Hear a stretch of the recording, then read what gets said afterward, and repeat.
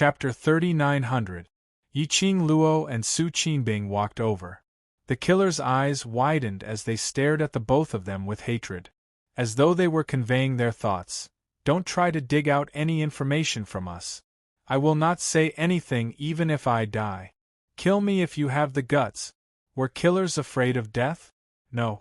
They had to commit suicide if they failed the mission. They had the determination to die when they went out on a mission. What was there to be afraid of? So, other than the few killers who were killed by Pei Xing, the remaining 10 overkillers all had a "I am not afraid of anything" expression. Yiqing Luo swept past the killers' faces and asked Su Qingbing sideways, "These killers, which killer force are they from? You may not believe it if I say it." Su Qingbing shot a glance at the killers as her lips curled into a ridiculing arc. From their attire, these killers should be from Heaven Realm, Killer Alliance. Heaven Realm? Yiqing Luo's lips twitched. She really couldn't believe it if she said it out. This bunch of weak scum killers. Before Pei Xing's transformation, he was already able to fight against 20 of them. Although they were at a disadvantage, but they weren't able to kill Pei Xing. Especially the moment the mercenaries came over.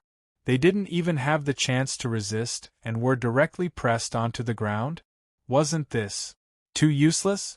Killers from Heaven Realm? So weak? Surely it wasn't a joke? No.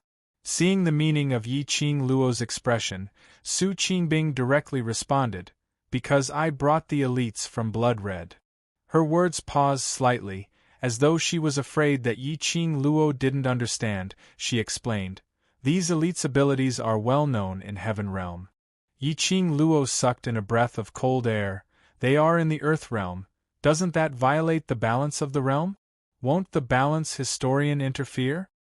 Generally speaking, when one's ability reached a certain level, after accepting the assessment, they would be forced to ascend to the next realm.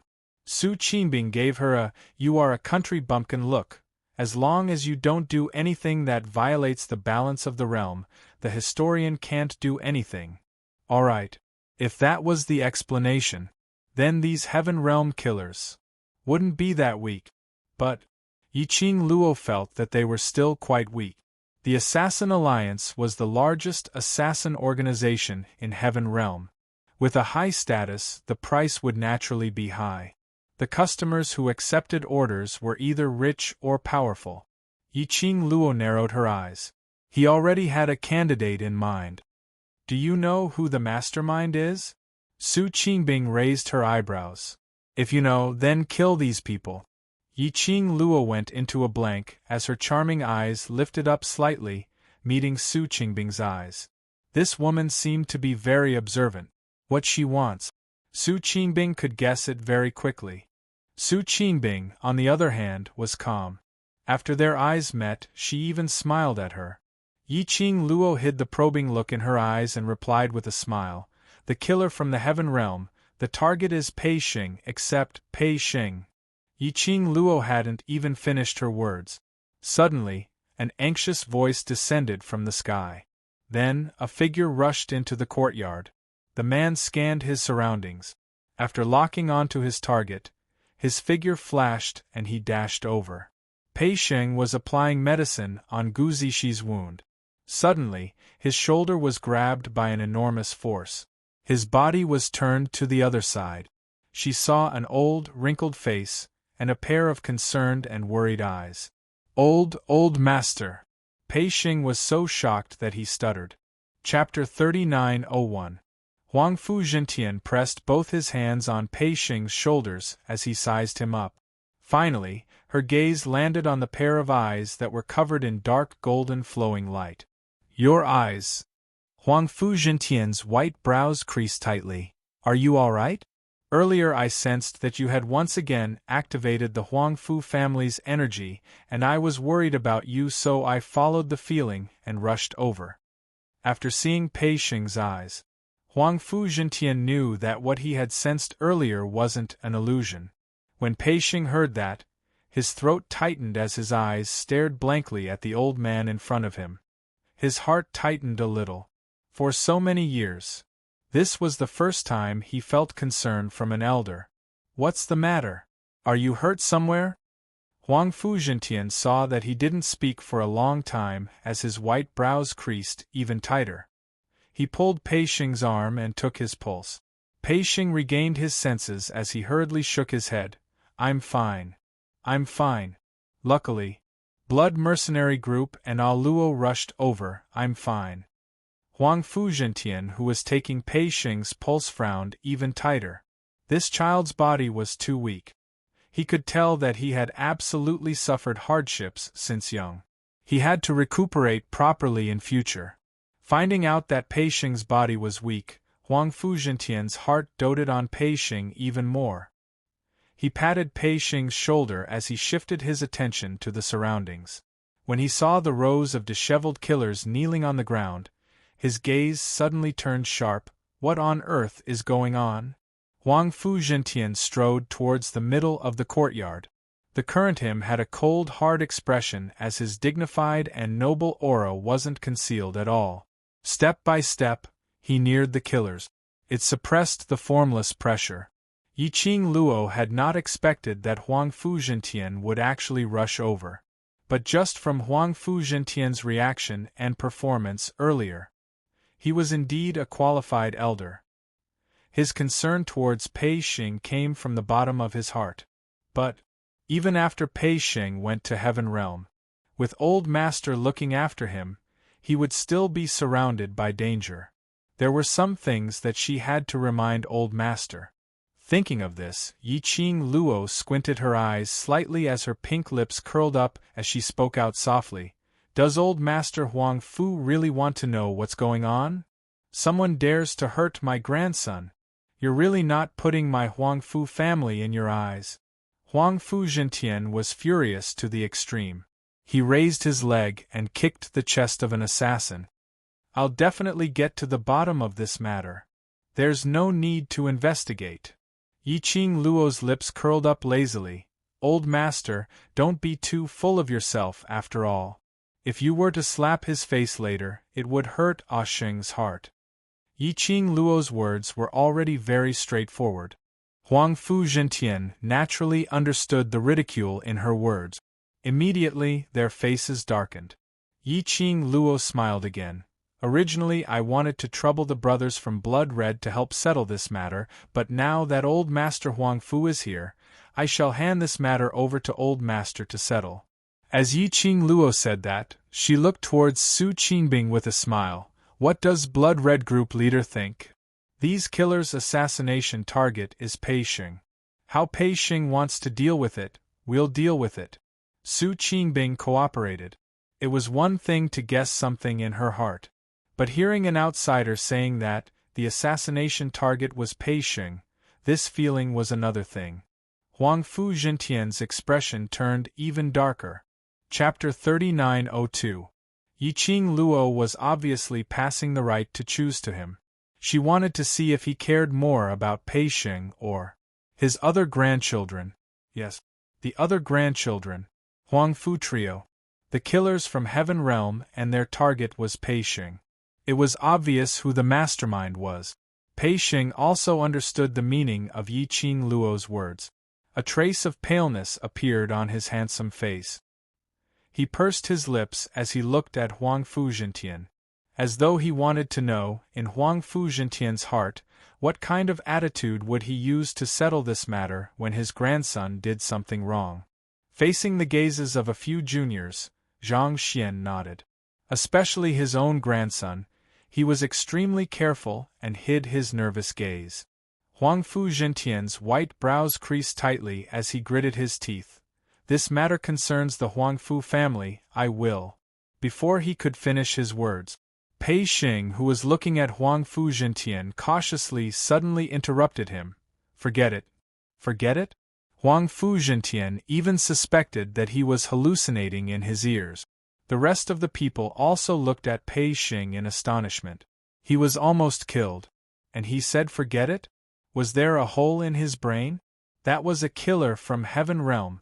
It was obvious that he wanted his life. Now he had Old Master Huang Fu as his backing to settle this matter.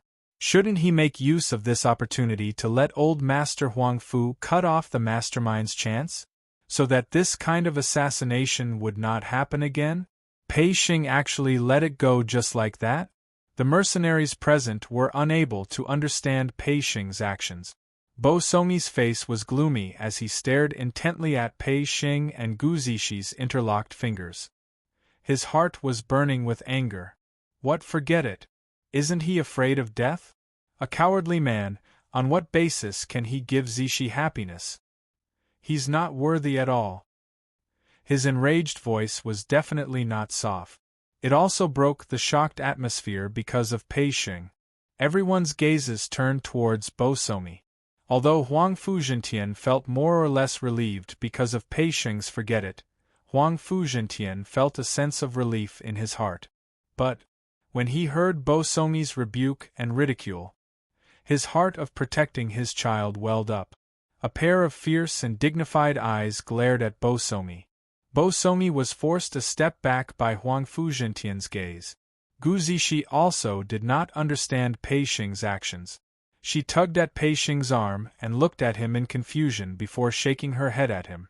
She also suggested that the best choice was to let the old man handle this matter. However, Pei Xing smiled at her. There was a smile in his eyes. He seemed to be consoling her, telling her not to worry. Gu Zixi still wanted to say something. Yiqing Luo patted her shoulder and shook her head at her. Pei Xing had already made up his mind. This was Pei Xing's own decision. He had his own considerations when he chose to forget it. Gu Zixi pursed her red lips. In the end, she did not speak again. She only held the man's arm tightly with one hand and used her actions to tell him, "She's always been there." The other side. Su Qingbing had already turned to the side and stood in front of Bo Songyi, blocking the old man's gaze. Huang Fu Zhentian retracted his gaze and looked back at Pei Xing as he frowned. "You've been wrong today, are you sure? You don't need me to stand up for you?" Pei Xing didn't avoid his gaze this time. Instead he met the old man's gaze and nodded. "I'm sure, this matter.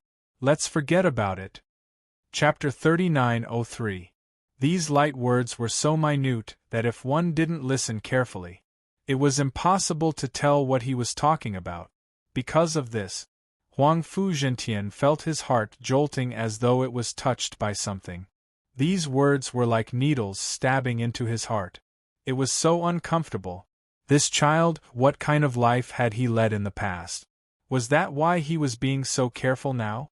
Not wishing for him to be put in a difficult position, just let go of the chance to take revenge?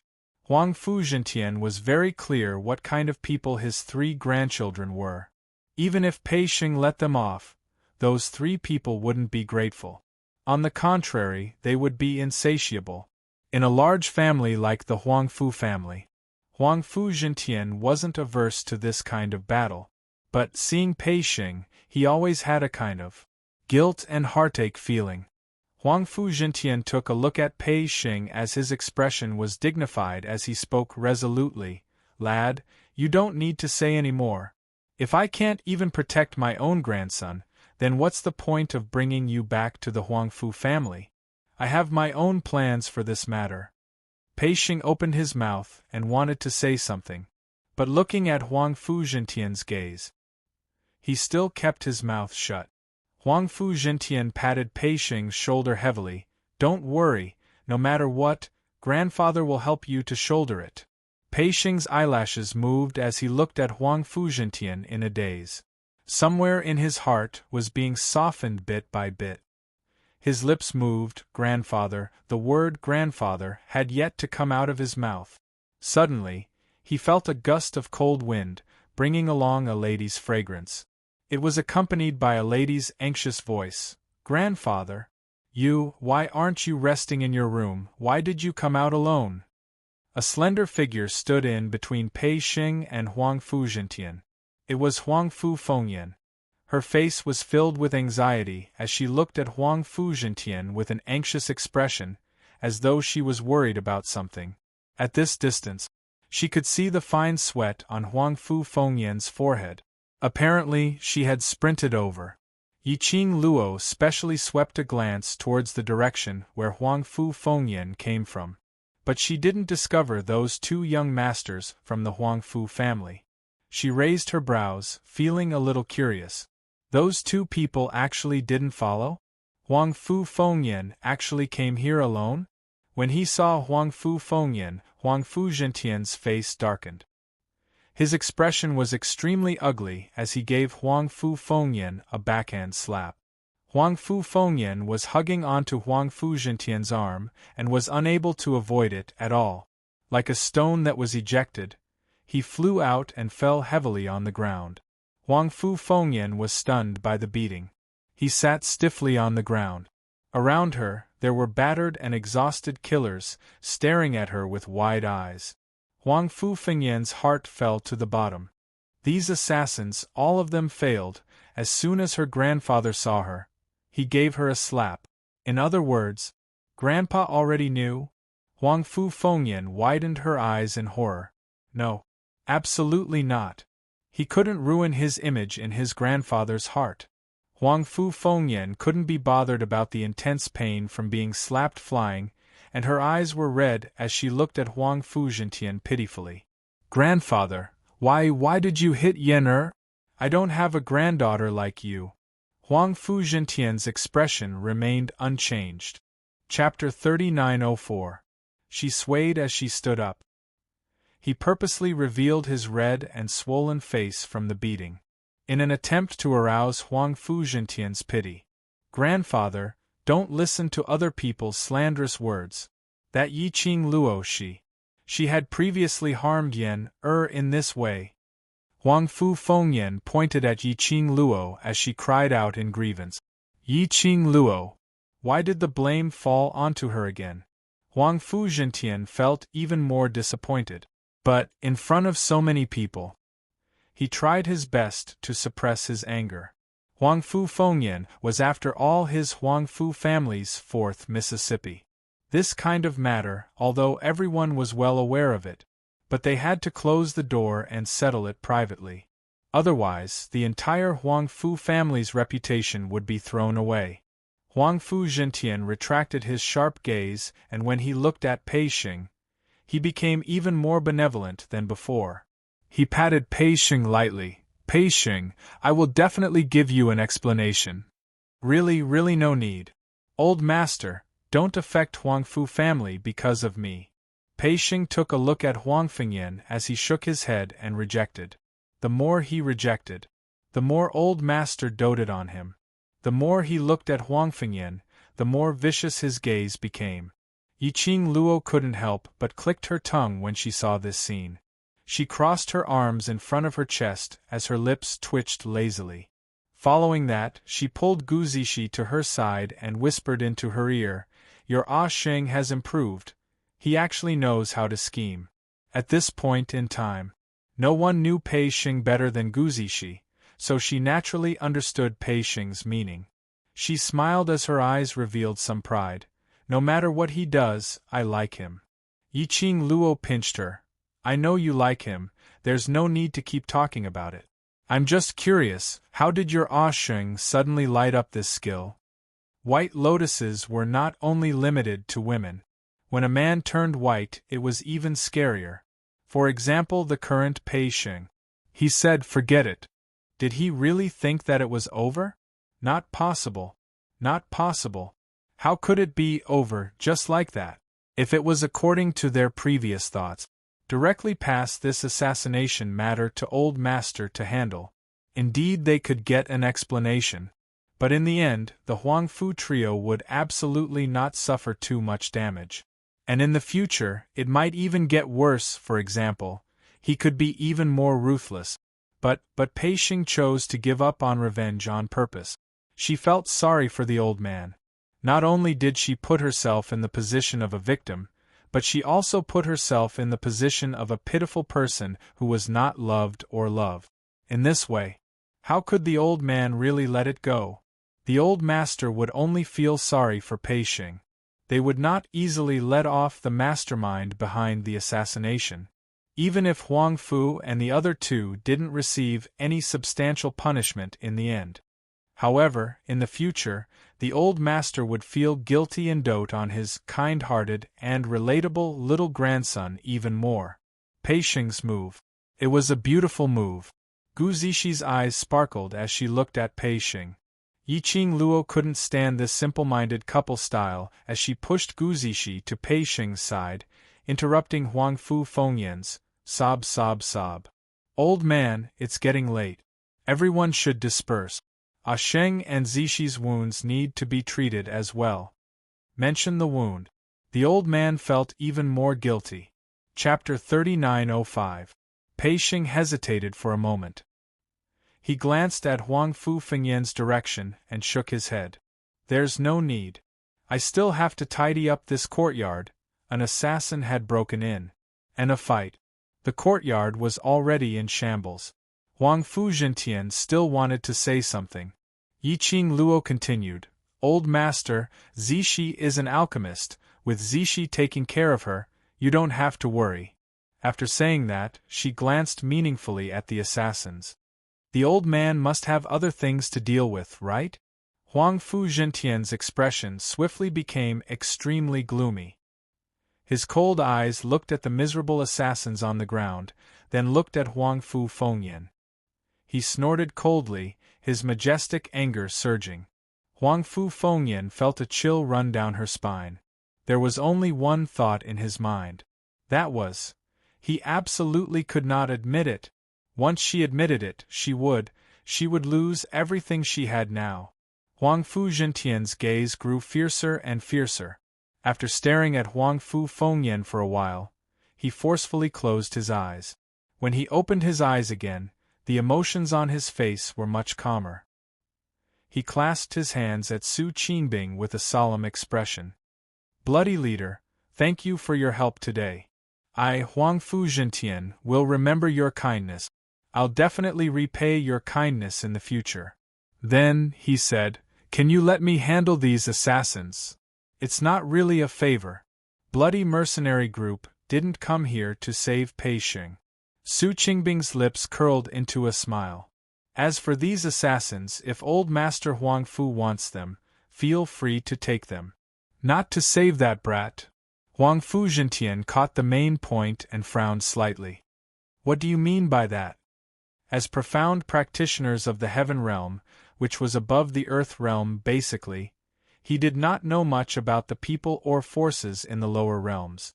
But there were three great forces in the land, and even old master Huang Fu, who was in the heaven, had heard of them. One was the gathering place of lunatics, the underworld palace. One of them was the Linglong Palace, which nurtured the saintesses of the three main cities. The other was the bloody mercenary group in this world. Even if bloody mercenary group was the second-ranked mercenary group, his reputation rose like a crane. This was because the number one mercenary group had already developed to the heaven realm. And this bloody mercenary group was also known as the second mercenary group to develop their forces into heaven realm. Huang Fu Zhentian's attitude towards Su Qinbing was so gentle. Aside from the fact that Bloody had saved Pei Xing, he was also impressed by the bloody mercenary's abilities. Su Qinbing raised her slender eyebrows as a playful smile appeared on her beautiful face. She walked towards Pei Xing. No, to be more precise, it was Gu Zixi who was walking towards Pei Xing. He then raised his hand and placed it lazily on Gu Zixi shoulder. As he raised his head, the corners of his mouth curled up into a smile. There was an indescribable meaning in his smile. I brought my Bloody Red's elite troops here to save my troublesome vice regiment commander. Saving Pei Xing was just a convenience. So, Old Master Huang Fu, you really don't have to take it to heart. Vice leader?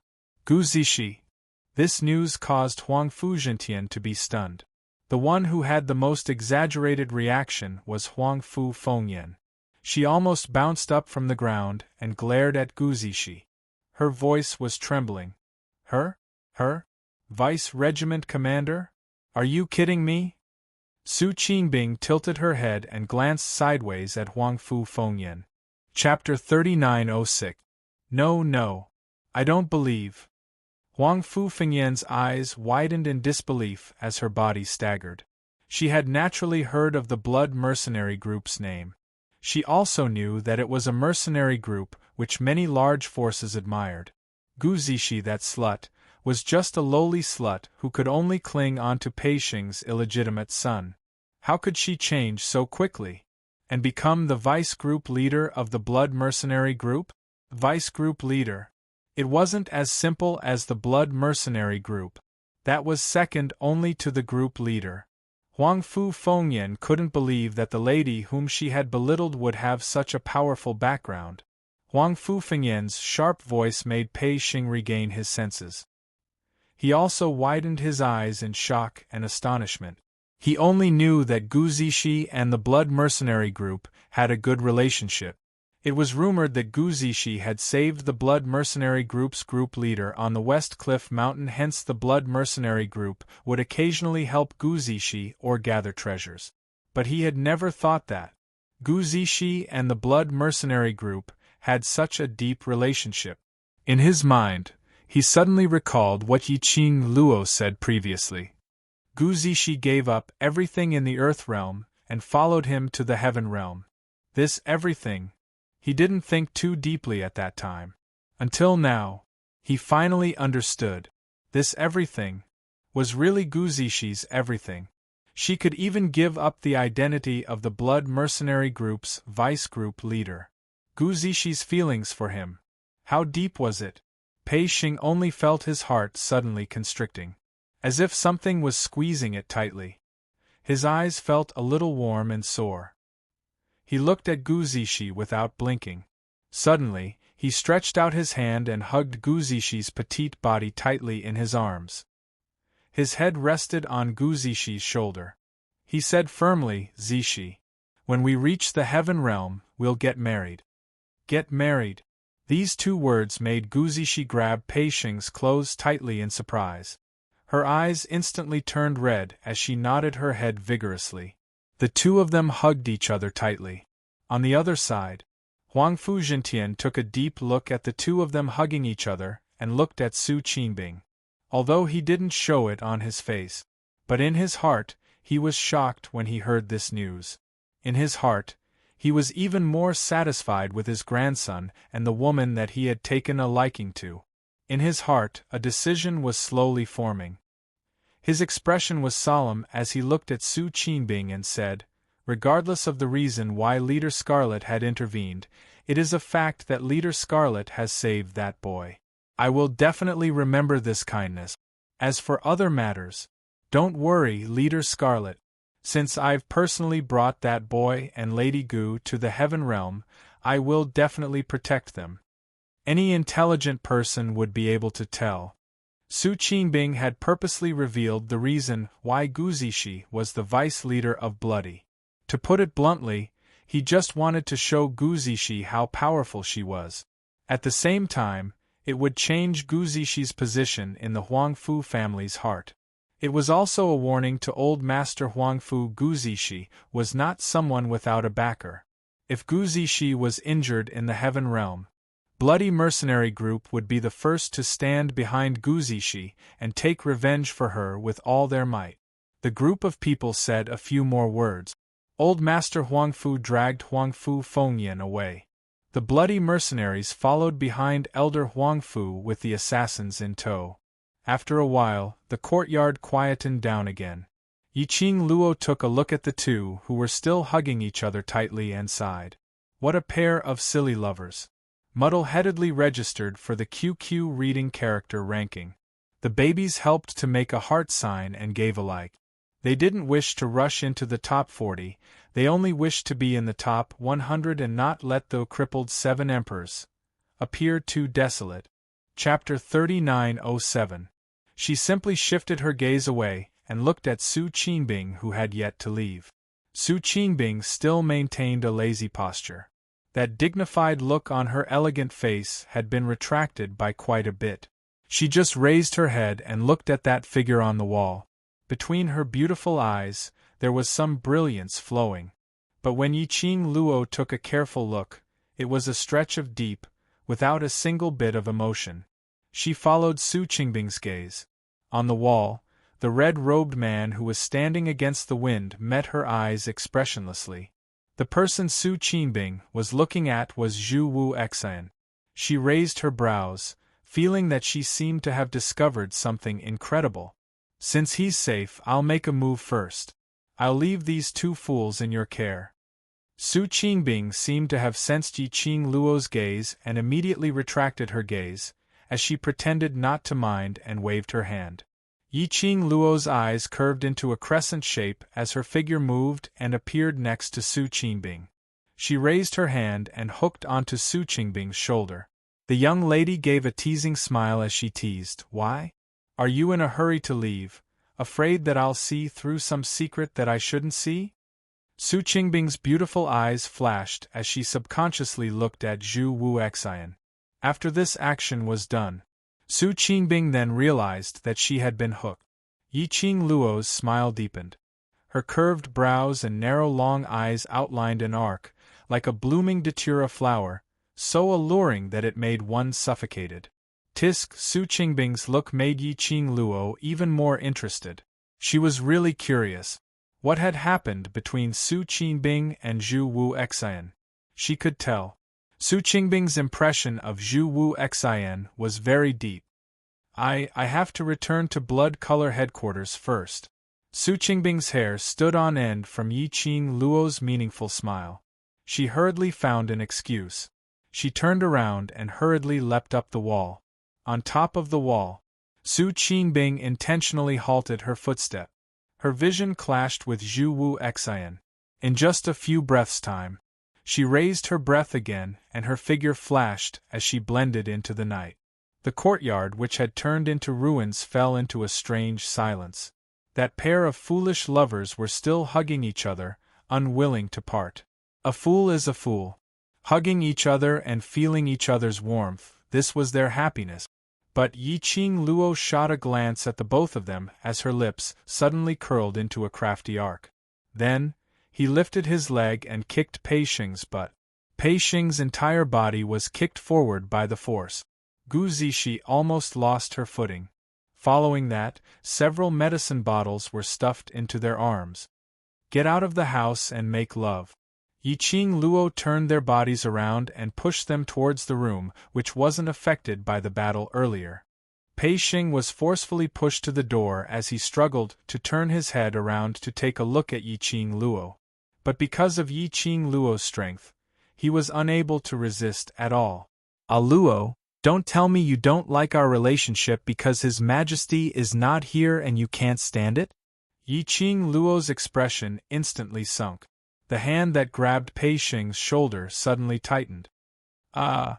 Pei Xing screamed miserably as his shoulder struggled to pull away from Yi Qing Luo's palm.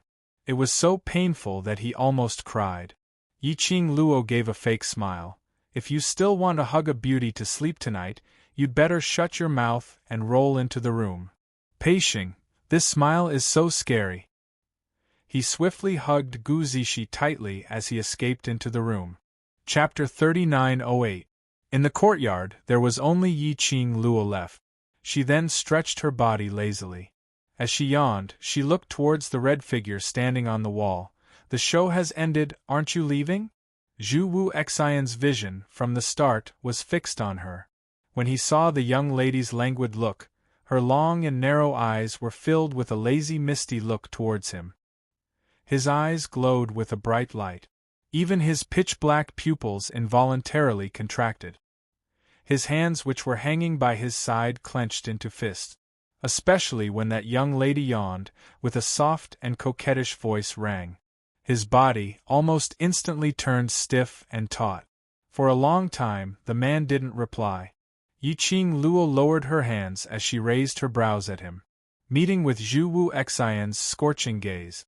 Her eyelashes fluttered slightly as she tilted her head, her eyes revealing a smile which didn't look like a smile. "Have you seen enough?"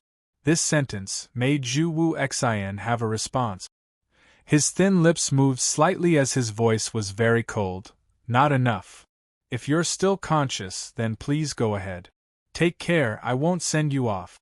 Yiqing Luo intentionally ignored his provocative words as she impatiently waved her hand. Zhu Wu Xian instead flew down from the wall. He got close to Yiqing Luo. The red-robed man and red-robed young lady's figures intertwined. Yiqing Luo didn't evade. Instead she faced the man's approaching face, raising her head as her lips curled into a bright smile. This smile, like a blooming poppy flower, giving off a suffocating charm. Magnified under his eyes. Zhu Wu Xian's heart skipped a beat. Immediately after, his body abruptly pulled away from Yiqing Luo. His eyes were flickering with erratic emotions. Yiqing Luo revealed an understanding smile. She was very clear. The more she expressed that she didn't want to interact with him, Zhu Wu Xian would be insatiable, wanting to leave a place in her heart. On the contrary, she cooperated with Zhu Wu Xian's words. Zhu Wu Xian would be even more shy than her. Looking at Yiqing Luo's teasing smile, Zhu Wu Xian's pupils contracted. He suddenly stretched out his hand and clasped Yiqing Luo's wrist as his eyes stared straight at her. "Do you think that I don't dare to do anything to you?" "Yes." Yiqing Luo replied straightforwardly, "If you dare. When I just arrived at the Earth realm, you painstakingly imprisoned me for half a month and erased all my memories. You would have done it." The hand that was clasping her wrist suddenly tightened. Even Zhu Wuxin stiffened for a moment. "Even now, you still blame me." Zhu Wuxin stared at her. It was not a question, but a statement. "It would be a lie to say that I don't blame him." Yiqing Luo didn't try to hide it. No matter which woman it is, if she was kidnapped by another man and imprisoned by his side for as long as half a month, would she not blame that man? Zhu Wuxin's eyes darkened and he clenched his fists. His slender fingers pressed onto Yiqing Luo's wrist, causing some pain. Zhu Wu Xian didn't bother about Yiqing Luo's slightly creased brows because of the pain, but instead pressed down even tighter. Even the words that came out of his mouth were mixed with the meaning of gnashing his teeth. "I shouldn't have been soft on you in the first place." Not soft? His meaning was that he should have taken the opportunity to eat her up in the first place? Yiqing Luo laughed lightly, but there wasn't any hint of a smile in her eyes. "If you really did that, then between us, there would no longer be any feelings. The next time we meet, we will be enemies. Enemies too. At least, you will not belong to that man." Zhu Wuxin's eyes seemed to be surging with waves. Chapter 3909. Yiqing Luo frowned. Looking at the madness in Zhu Wuxin's eyes, her heart skipped a beat. He subconsciously wanted to break free from Zhu Wuxin's grip. However, Zhu Wuxin tightened his grip. He reached out with his long arms. He then pressed Yiqing Luo heavily into his arms. The plum fragrance which assaulted her nostrils made Yiqing Luo's slender brows creased tightly in discomfort. She struggled. "Zhu Wuxin. Woman, you are really heartless." Zhu Wuxin was almost gnashing his teeth next to her ear. "This time, I really do not want to go easy on you." As soon as he finished speaking, he exerted strength in his arm. The man's warm breath rushed over from a close distance. There was also a hint of fragrance mixed with it that made her feel alarmed. Almost at the instant the man lowered his head. Yiqing Luo's eyes flashed coldly. His dark force burst forth. He flipped his palm, intending to attack Zhu Wuxin and avoid his approach. It was at this moment. A heavy groan sounded beside his ear. The hand on his waist suddenly loosened. What replaced it was another strong and powerful force. The familiar fragrance of sandalwood wafted into his nose. Yiqing Luo turned her head happily. Sure enough, she saw her man appear behind her. Dmo Xian had one arm around her waist. His expression was noble and elegant as his gaze was filled with a chilly glint as he stared intently at Zhu Wu Xian. "I'm late." The man's deep and mellow voice instantly soothed Yiqing Luo's restless heart. His large and thick palms pulled the young girl's delicate body into his embrace. It was different, thick and sturdy. A different kind of warmth. It was a different taste. It was a completely different feeling from Zhu Wuxin. DMO Xian, was the feeling she wanted to have the most. Yiqing Luo's eyelashes trembled slightly. Suddenly, she raised her lips and tightly wrapped her arms around the man's firm waist. She buried her face in his chest. Struck by the palm, Chu Wuxin had to retreat several steps before he could stabilize himself. The flame-like red swayed. After Yiqing Luo absorbed the warmth, she popped her head out to take a look at Zhu Wu Xian.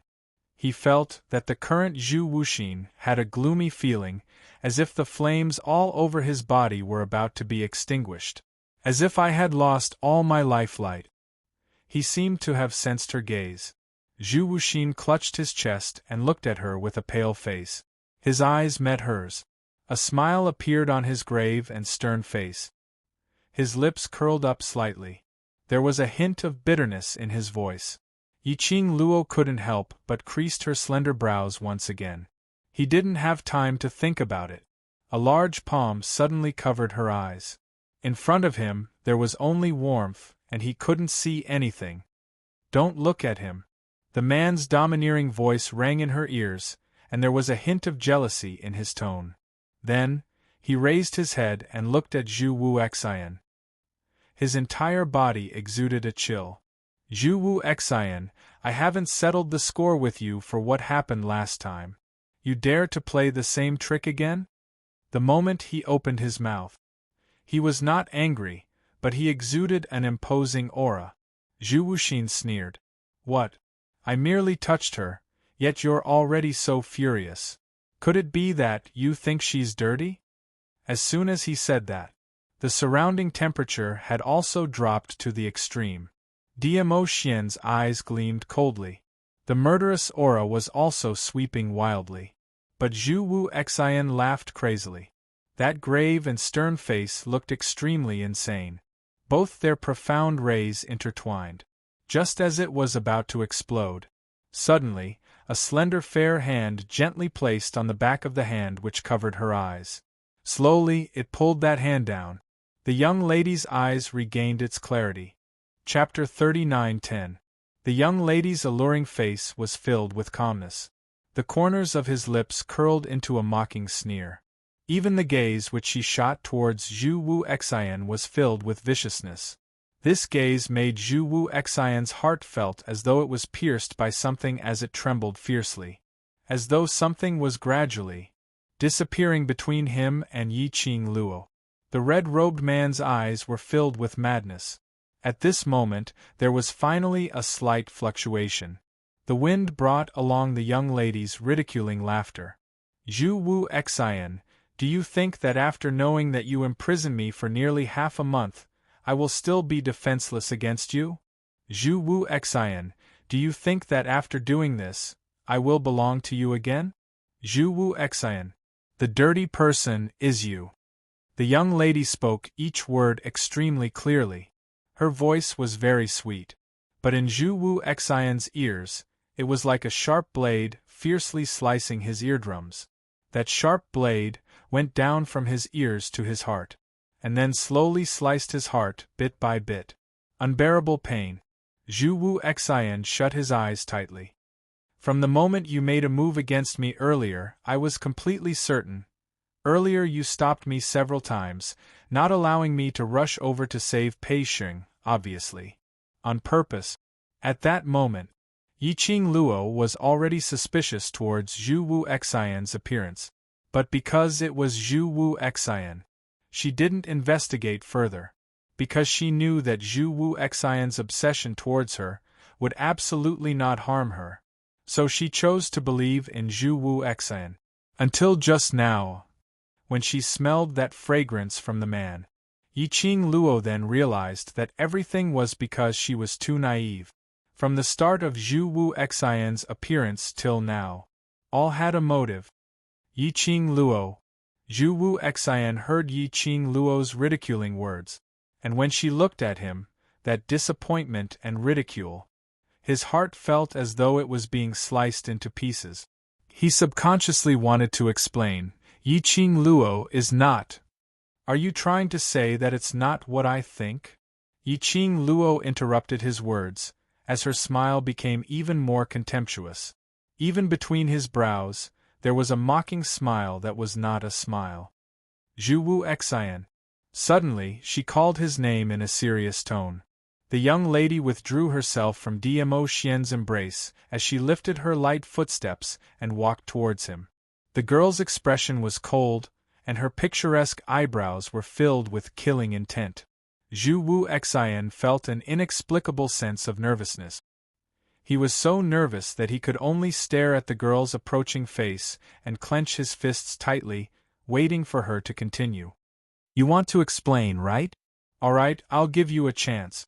She stood 3 steps away from Zhu Wu Xian. Then, she raised her eyes and stared straight into his eyes. Zhu Wu Xian's heart skipped a beat again. "Do you dare look me in the eye and tell me that your appearance today is not a coincidence, but an accident?" Zhu Wu Xian's eyes darkened. Even his cold face was covered with a layer of frost. This reaction. Even if he didn't answer. Yiqing Luo had already gotten her answer. She sneered and looked at Zhu Wu Xian. She couldn't help but laugh. "Zhu Wu Xian, if you really want to lie to me, you should lie to the end." "I want to lie to you." Zhu Wu Xian's expression was gloomy and cold as his eyes stared deadly at Yiqing Luo as a whirlpool appeared in between his brows. "But I know that the minute I really lie to you, you will really become a stranger to me." "Amen, it's not fake." Yiqing Luo smiled. Her smile was gorgeous, absolutely beautiful. Chapter 39:11. It wasn't fake. Which meant, no matter what his answer was, like strangers, these 4 words couldn't be fake. Zhu Wu Xian's heartstrings quivered. He thought. After Yiqing Luo found out that he had imprisoned her for half a month, she wasn't too angry and still treated him the same as before. He thought. Yiqing Luo wouldn't blame him. But he had never expected Yiqing Luo to be so resolute. So resolute that when he intended to do it for the second time, she would not hesitate to cut off all relations with him. His heart, as compared to the first time he met her, was even more painful from her cold attitude, and when she totally didn't recognize him. It was so painful that he was about to die. He thought. He was already numb, and no matter how painful it was, he could maintain his calmness, to stand calmly in front of Yiqing Luo and continue his stubbornness. But the feeling now proved that his thought was really just a thought. His heart would hurt. When he met with the young lady's icy cold gaze, his heart would surge with waves. Not to mention standing in front of her. Now, he only had the urge to escape from her accusing gaze.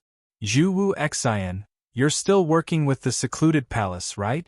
You want to help the secluded palace to deal with the people around me, right?" Even when Yiqing Luo saw his cold face, that complicated and painful expression, she didn't let him off. She was still overbearing. The imposing manner became more and more pressing.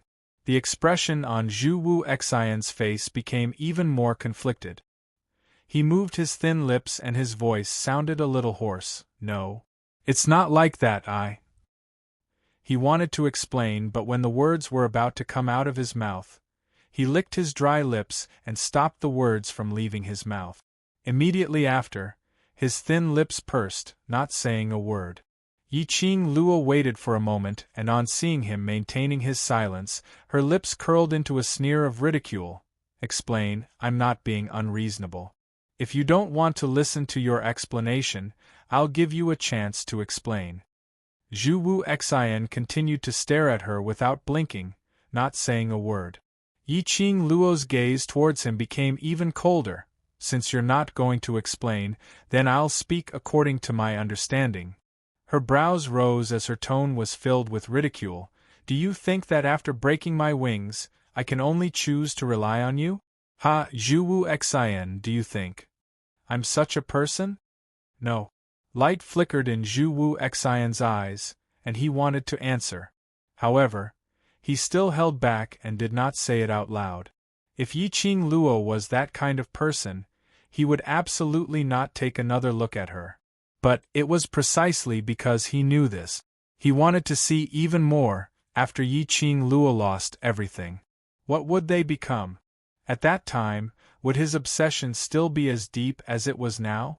Zhu Wuxin, just give up. Even if you want to break my wings, even if you want to separate me and Ah Xian. This lifetime, the next lifetime, the next lifetime, no matter how long it takes, I, Yiqing Luo, will never choose you. Yiqing Luo's voice was cold and ruthless. The sonorous voice was like a huge hammer that landed heavily on Zhu Wuxin's heart. Zhu Wu Xian's body shook violently. He flicked his sleeves. A cool breeze swept past. Several sharp sounds of wind could be heard in the air. The red figure had already disappeared before his eyes.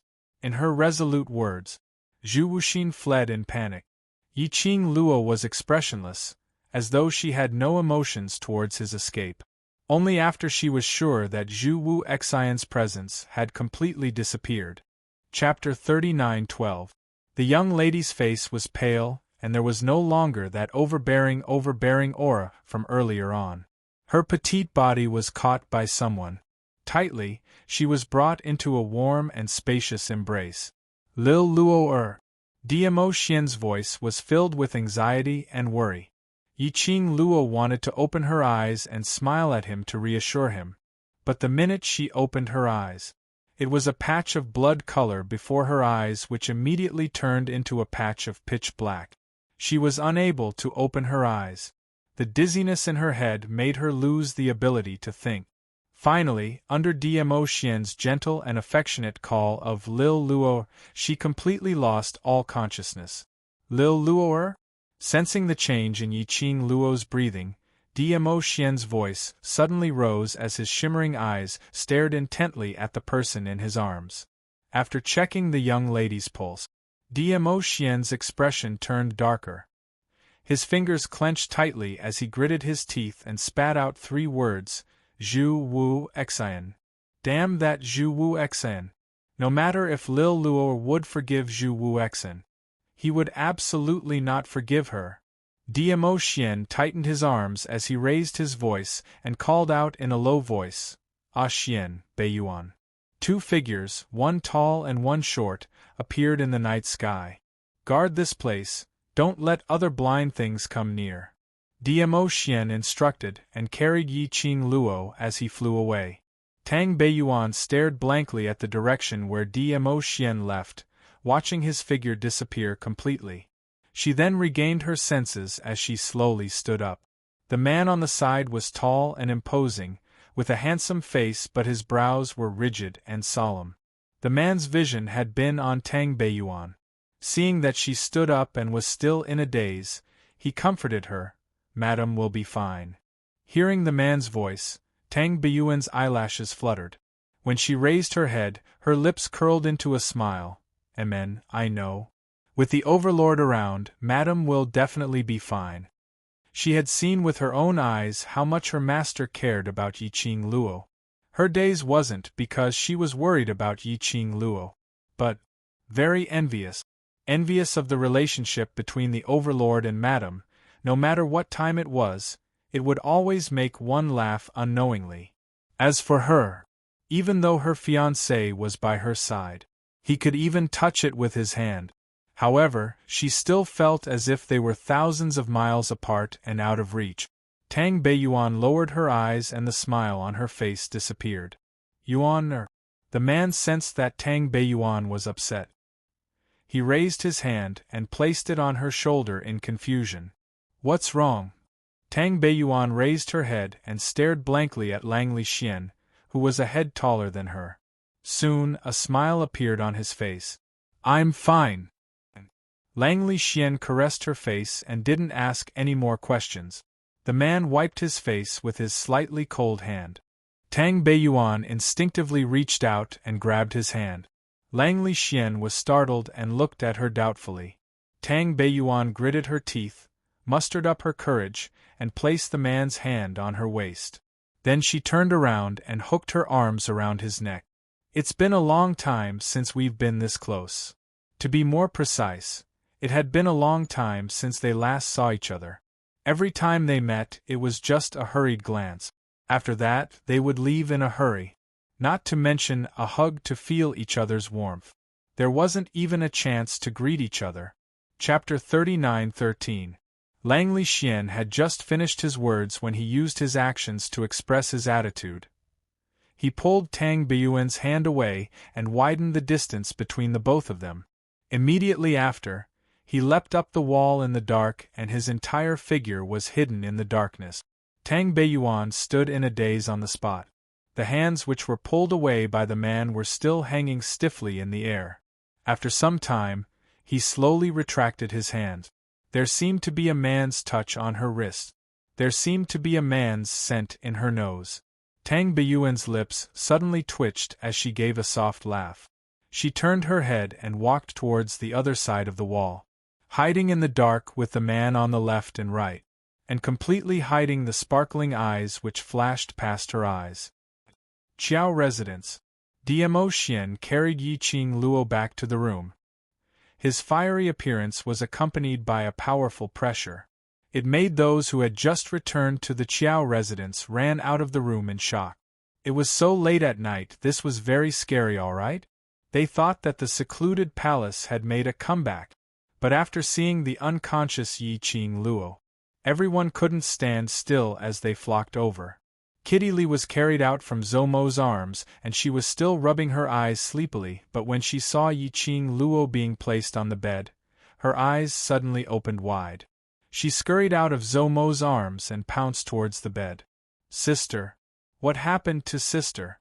What happened to her? Kitty Lee held Yiqing Luo's hand but realized that her hand was ice cold. Old Lai didn't feel well. Earlier at the Treasures Exchange Hall, wasn't she still fine? How long has it been? In his impression, Yiqing Luo and the Overlord were on the same level of abnormality. No one could hurt her. So on the way back to the Qiao residence, they didn't specially wait for Yiqing Luo. No one had expected. It was such a coincidence. Yiqing Luo was coincidentally injured. Gui Wu stood in the crowd as he frowned slightly. Apparently, he was puzzled over why Yiqing Luo was injured and was carried back by Dmo Xian. She's fine. Among the many concerned voices, Dmo Xian's slightly hoarse voice rang. He also successfully suppressed the voices of those who were talking at once. Dmo Xian sat on the bedside. Kitty Lee looked at Dmo Xian and then at Yiqing Luo. Under Zomo's tugging, he reluctantly let go of Yiqing Luo's hand and gave up his position to Dmo Xian. Dmo Xian held Yiqing Luo's hand, using his broad palm to warm Yiqing Luo's hand as he continued to speak calmly. I'm here, everyone, don't worry. Everyone turned pale and wanted to ask more questions, but looking at Dmo Xian's expression, however, none of them dared to ask. In the end, Gui Wu took the lead and walked out of the room. Only then did the others leave the room one after another, looking back every few steps. After closing the door, Kitty Lee pursed her lip. She grabbed Zomo's hand with displeasure and worry, pinching it from time to time. What's wrong with my sister? Di Zun and brother-in-law didn't say anything, how can I be at ease? The Overlord is more worried about her than any of us. Zoemo caressed Kitty Lee's head. Since the Overlord says it's fine, then Xiaoqing Luo will be fine. Qing Luo she. Suddenly, a soft but emotionless voice was heard from the crowd. Everyone's gazes turned towards the direction of the voice. Chapter 39:14. Drugged unconscious? What kind of joke was that? Yiqing Luo, that kind of pervert. She was a top-tier alchemist. How could she be drugged unconscious? It's the truth. Mo Yuing blinked her empty eyes and repeated seriously, you can ask her when she wakes up. Looking at the little lowly's serious look, everyone was still in disbelief.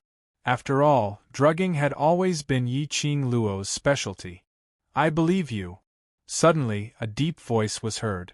Xiao Yinyan had appeared at the corner of the long corridor and was slowly walking towards their direction. The moment Xiao Yinyan appeared, everyone stopped their discussion. The man walked slowly to Mo Yuing. His gaze was deep like the sea and his silver hair hung down his cheeks, adding a mysterious and noble feeling to the man. Mo Yuing raised her head and blinked as she looked at the approaching figure. The aura from the man made her heart, or rather, her soul, had a restless feeling. It was very uncomfortable and she didn't like this feeling. She wanted to avoid it. But Xiao Yinyan seemed to see through her thoughts as he stretched out his hand and blocked in front of her. The man's gaze was burning, as if he could see through Mo Yuying's soul. You have always been sensitive to the people you care about and can easily see the condition of others. This point. You still haven't changed. Mo Yuying's brows were tightly knitted together as she looked at him with her empty eyes. However, his pupils were not focused at all, and there was not the slightest bit of spirit in them. When these eyes looked over, for a moment it made one feel that this pair of eyes were already blind. Anyone who was stared at by such empty eyes for a long time would have a creepy feeling. However, Xiao Yinyan met her gaze and gently curved his thin lips. He smiled and said, "Even your expression of disgust hasn't changed." Mo Yuying's stiff expression loosened for a moment. When the others heard this sweet, cloying words, all of them rubbed their arms. How did Xiao Yinyan see the bored expression on Mo Yuying's face? That was obviously expressionless, okay?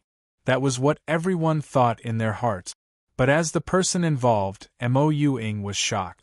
She had always been unable to express her emotions. Her face was stiff. His eyes were lifeless. Even his voice was completely emotionless. In addition, she couldn't even express ordinary emotions. Even a sensitive lady like Yiqing Luo would not be able to detect her emotions. This man in front of him, yet he could see through her heart so easily? Could it be that she really knew him before? After Lin Mingya invited him out of the room, the chatter outside the door continued. Dmo Xian looked at the unconscious young girl.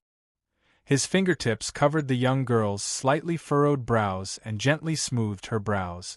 Then, with a flick of his sleeve, an invisible wave spread out in the room, forming an oval transparent barrier that enveloped the entire room. It also successfully blocked out the noisy discussion outside the door. He held the girl's cold hand tightly, one hand on his cheek and the other on his mouth to warm it. His peerless face was filled with a peaceful expression of pampering. There was not the slightest hint of anxiety or unease. He wasn't worried that this medicine would cause any harm or influence to Yiqing Luo, because this was the medicine which Zhu Wu Xian had given to Yiqing Luo. Even if Zhu Wu Xian was working together with the secluded palace, he would absolutely not hurt Yiqing Luo. Chapter 39:15. But he was unable to ascertain when Yiqing Luo would wake up. Dmo Xian's eyes were fixated on the young lady's peaceful sleeping face without blinking. Her eyes were calm, pure and beautiful. But that pair of icy cold hands couldn't be warmed up no matter what. His broad palm closed over one of her small hands. The other hand stretched out his slender fingers, gently caressing the young lady's icy cold but peaceful facial features. After gazing at it for some time, he sighed softly. Straightening himself, he took off his coat. Lifting up a corner of the blanket, he burrowed into it. Even though she was covered in the blanket, the young lady's body was still icy cold. Dmo Xian laid on one side. His arm scooped the young lady into his arms. Using his own warmth, he enveloped the young lady completely. If it wasn't for the fact that the young lady's breathing was smooth and her pulse was steady, this icy cold touch, it was indeed very scary. The person in his arms seemed to have felt the source of warmth. Her little body shrunk into the man's arms. Her peaceful little face revealed a blissful and satisfied smile. Dmo Xian placed his chin on her head. Feeling the person in his arms infected with his warmth, his scent. The last time, in the Nirvana realm's passageway to the upper realm, he was careless and allowed Zhu Wu Xian to snatch Lil Luor away. That was close to half a month's time. Lil Luor was imprisoned in such a state by Zhu Wu Xian. This time, how long would Lil Luor sleep for? Yiqing Luo's head was groggy, as though she was being pressed down heavily by something. She was so exhausted that she couldn't even move a muscle. She creased her brows in pain. She wanted to raise her hand to rub her temples, but her arms were stiff and so heavy that she couldn't lift them at all. She struggled to open her heavy eyes, trying to see clearly what was going on with her. But when she opened her eyes, the surroundings were all white and there was nothing at all. Deathly silence. Where was this? Why was she here? She remembered. She sensed that something was wrong with Zhu Wu Xian and wanted to leave. But Zhu Wu Xian stretched out his hand and pulled her. There was a strange smell coming from Zhu Wu Xian's body. That smell. It was a knockout drug that could make a person unconscious. However, even if she reacted, she would not be able to. However, he still couldn't help but smell that scent. In the end, she seemed to have held on till Zhu Wu Xian left and she fell into Diemo Xian's arms. Yes, Xian. Wasn't she in Xian's arms? That was absolute safety. Why did she suddenly appear here? And it's so uncomfortable? Yiqing Luo's mind was filled with doubts but was unable to get an answer. Just then, the vast expanse of whiteness in front of him suddenly dispersed. Then, a 10,000 feet tall cliff appeared in front of him. She didn't have time to react to what was going on.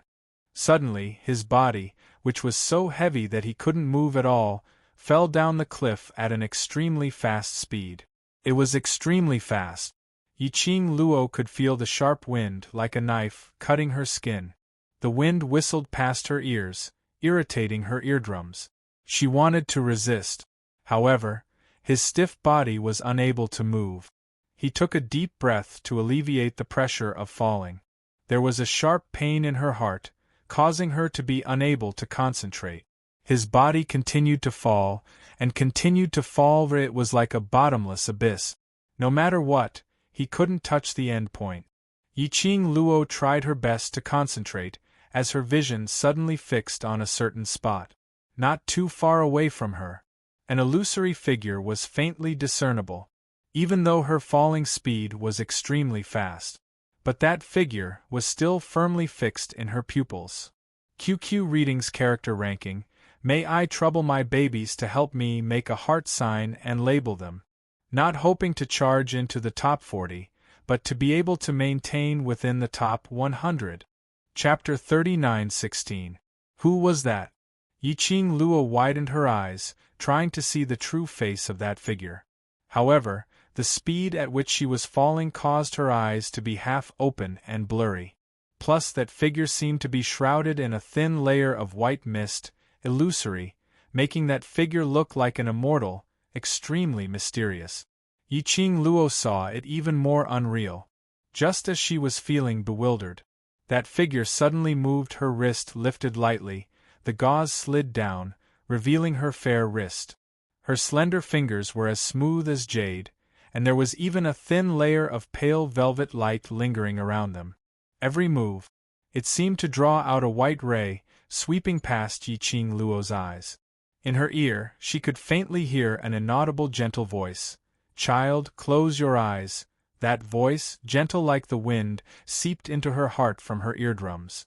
Not knowing why, Yiqing Luo's heart actually had a kind of twitching feeling.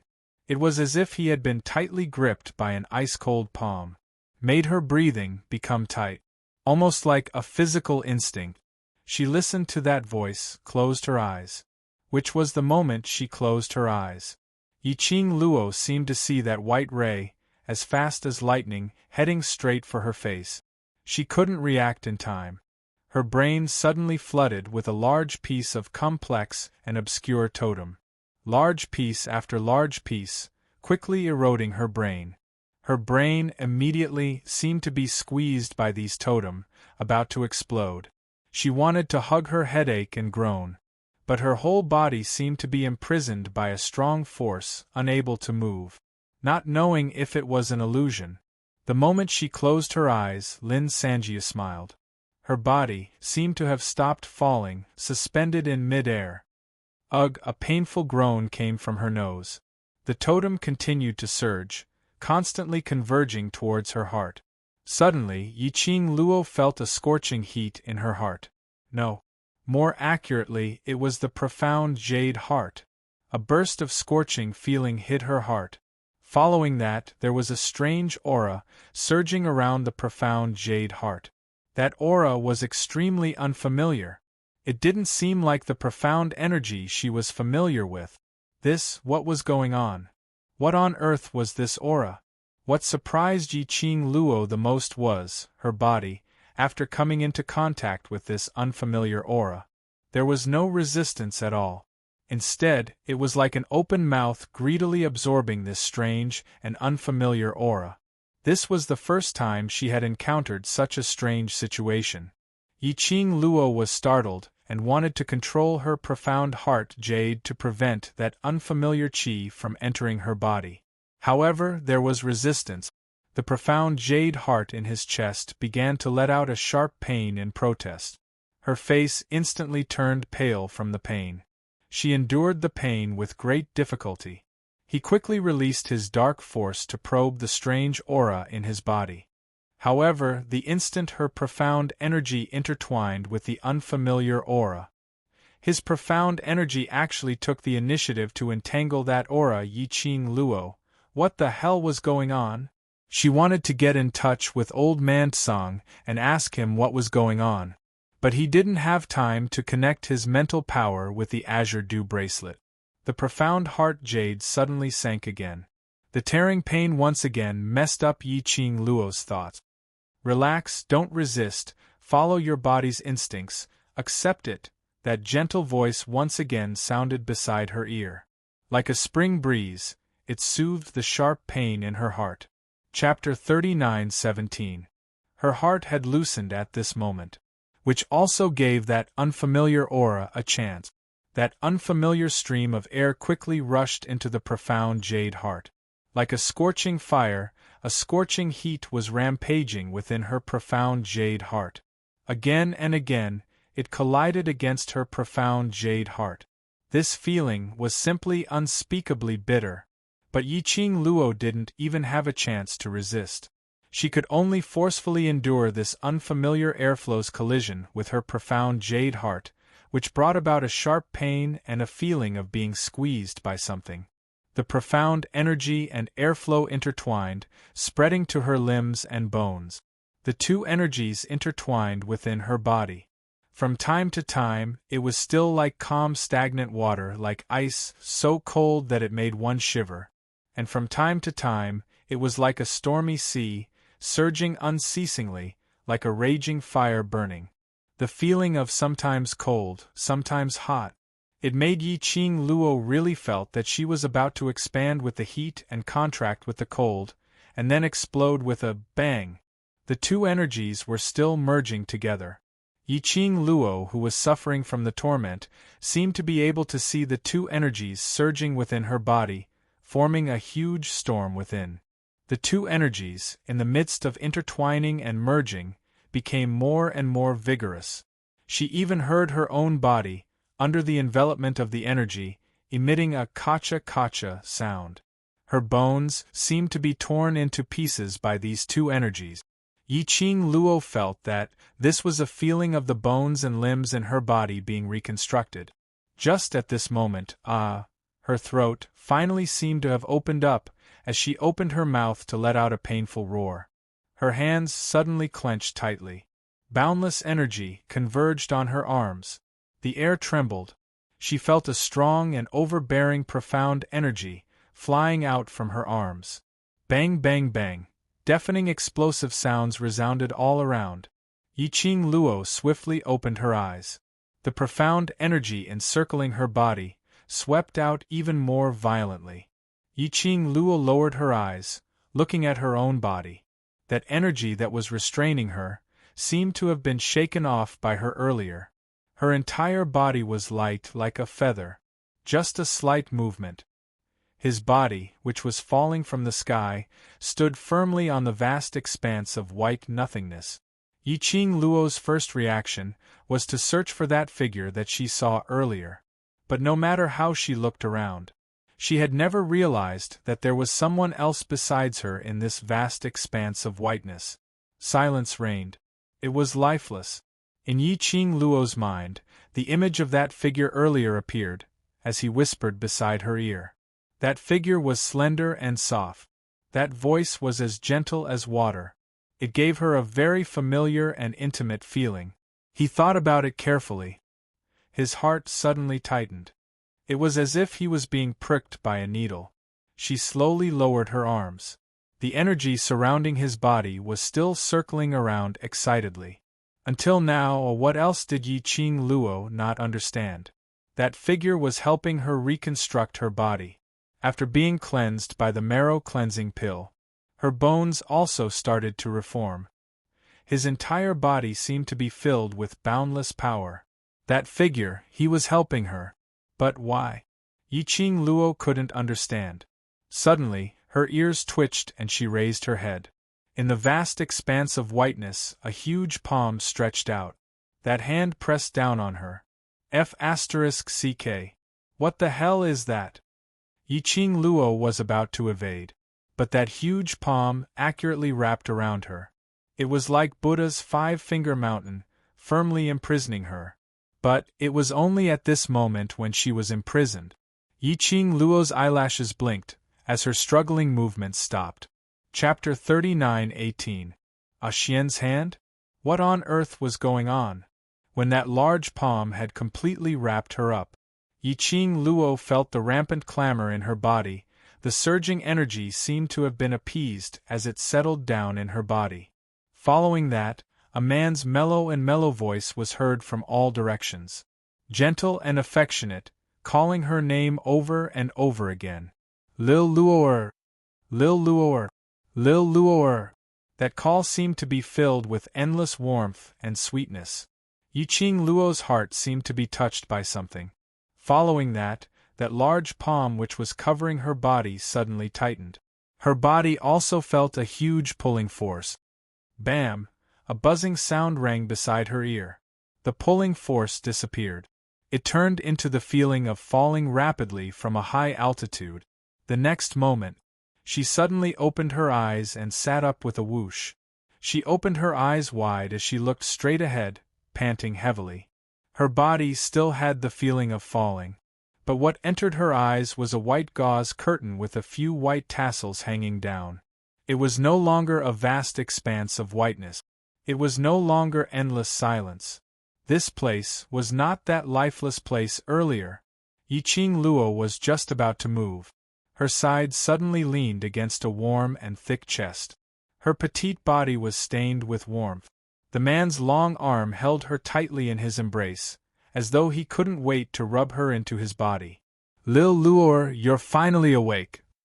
That voice in the vast expanse of whiteness was completely compatible with that voice, as it rang beside her ear at a close distance.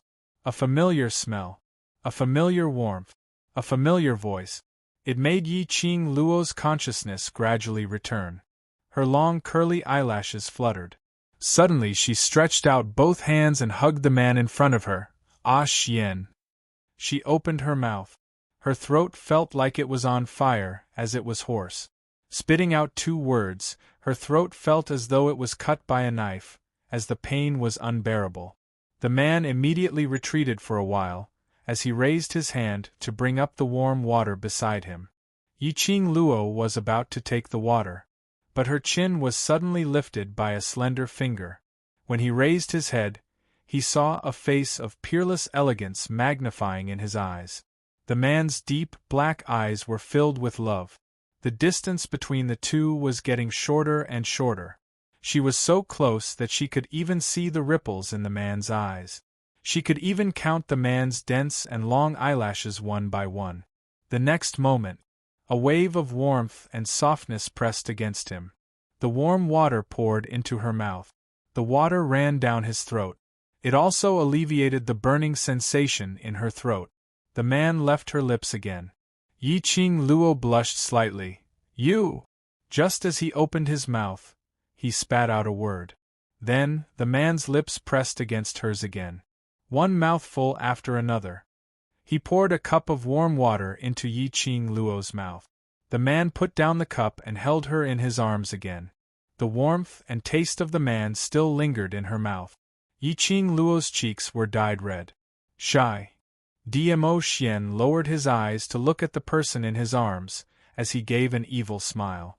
Yiqing Luo's little hand grabbed his robe, as she tugged hard, but didn't say a word, using her actions to express her unhappiness. The man smiled even more happily. When you were unconscious, I had been feeding you water like this. I'm already used to it, why be shy? Yiqing Luo's face turned even redder. Chapter 39:19. The man put on a serious look, used to it, the body's reflex action. Yiqing Luo buried herself in his arms as she rolled her eyes. How many days have I been unconscious for? 2 days. Dmo Xian replied. 2 days? She thought she had been unconscious for 2 months, which made Dmo Xian's body's reflex action, as though he saw through Yiqing Luo's thoughts.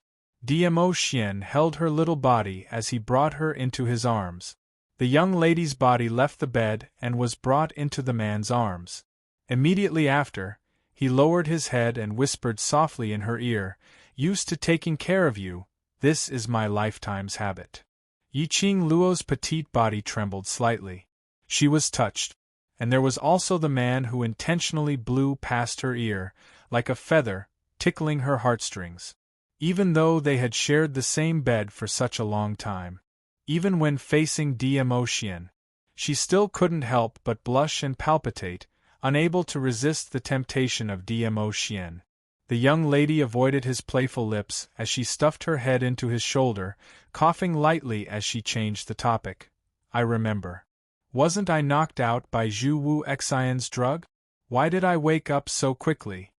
Previously at Zhu Wu Xian's place, hadn't she been unconscious for nearly half a month? Moreover, she didn't notice it at all. This time, it was totally different.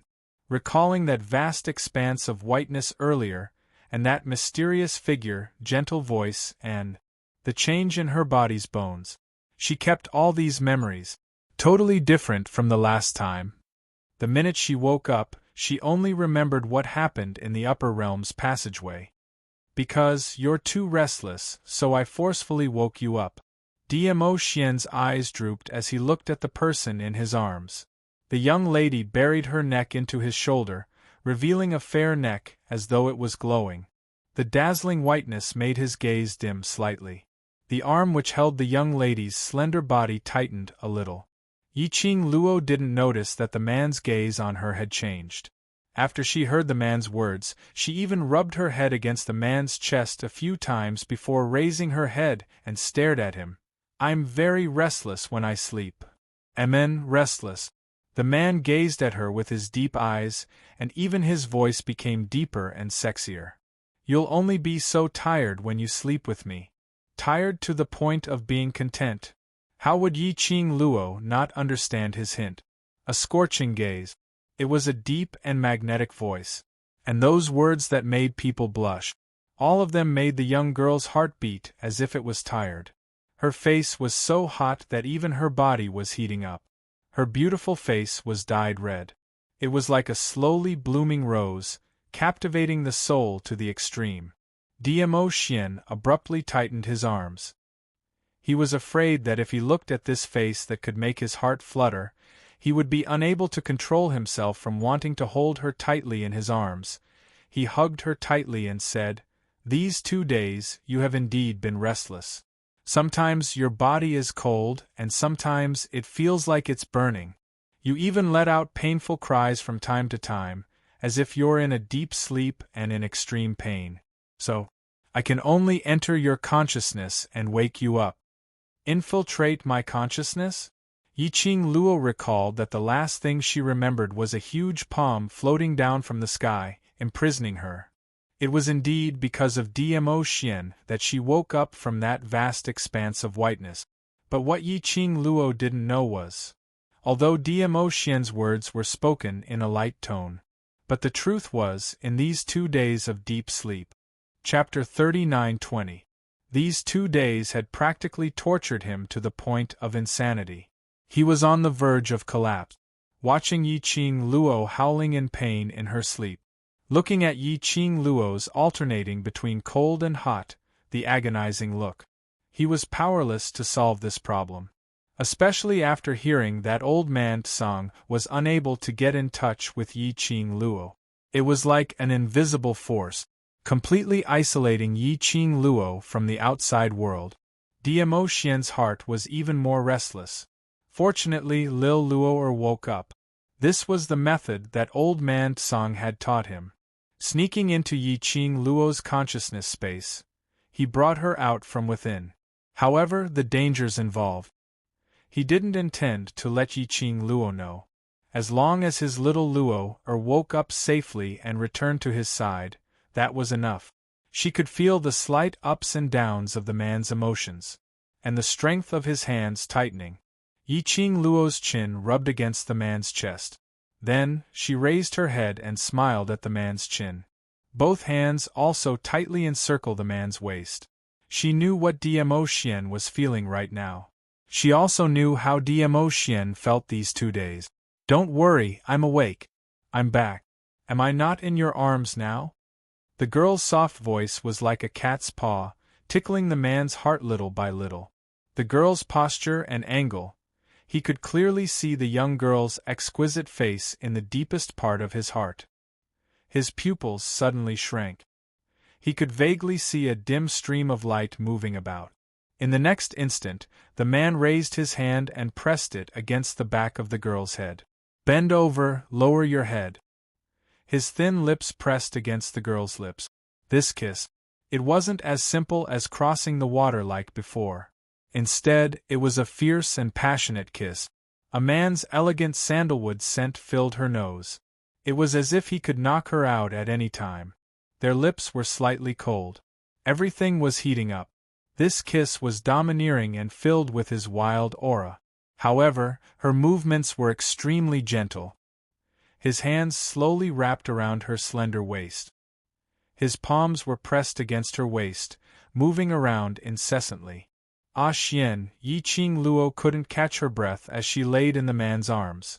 Her hand that was holding onto the man's clothes lost its strength, until Yi Qing Luo's breathing tightened. Only then did the man release her. He hugged her tightly with both hands. His chin rested on the girl's slender shoulder, and his husky voice carried a hint of ambiguity. "Be good, just let me hug you." His voice was deep and magnetic. The elegant sandalwood fragrance had almost confused Yi Qing Luo's consciousness, especially that peerless beauty, the most bewitching face, which was so close to him. Yi Qing Luo totally had no resistance at all as she sank into the beauty. The man's deep voice was slightly panting. It was very seductive. However, the man just hugged her obediently. How would Yi Qing Luo not know that Diamo Xian was forcefully suppressing his desire for her? This man, although he usually flirted with her, took advantage of her, and said embarrassing things to her. But no matter what, she was the center of everything he did. No matter how uncomfortable he was only concerned about her. What a fool! Yi Qing Luo's lips curled up into a sweet and blissful smile. She raised her hand and cupped the man's cheek. The man's face was hot. Just when she touched him, she could clearly feel the slight stiffness in her palm. Chapter 39:21. That peerless face was fully reflected in Yi Qing Luo's pupils. The man's eyes were like a silver needle, piercing into her heart. The light in her charming eyes became softer. Her slender fingers gently traced the contours of the man's face, from his eyebrows to his eyes to his nose, and finally, her fingertips landed on his rosy lips.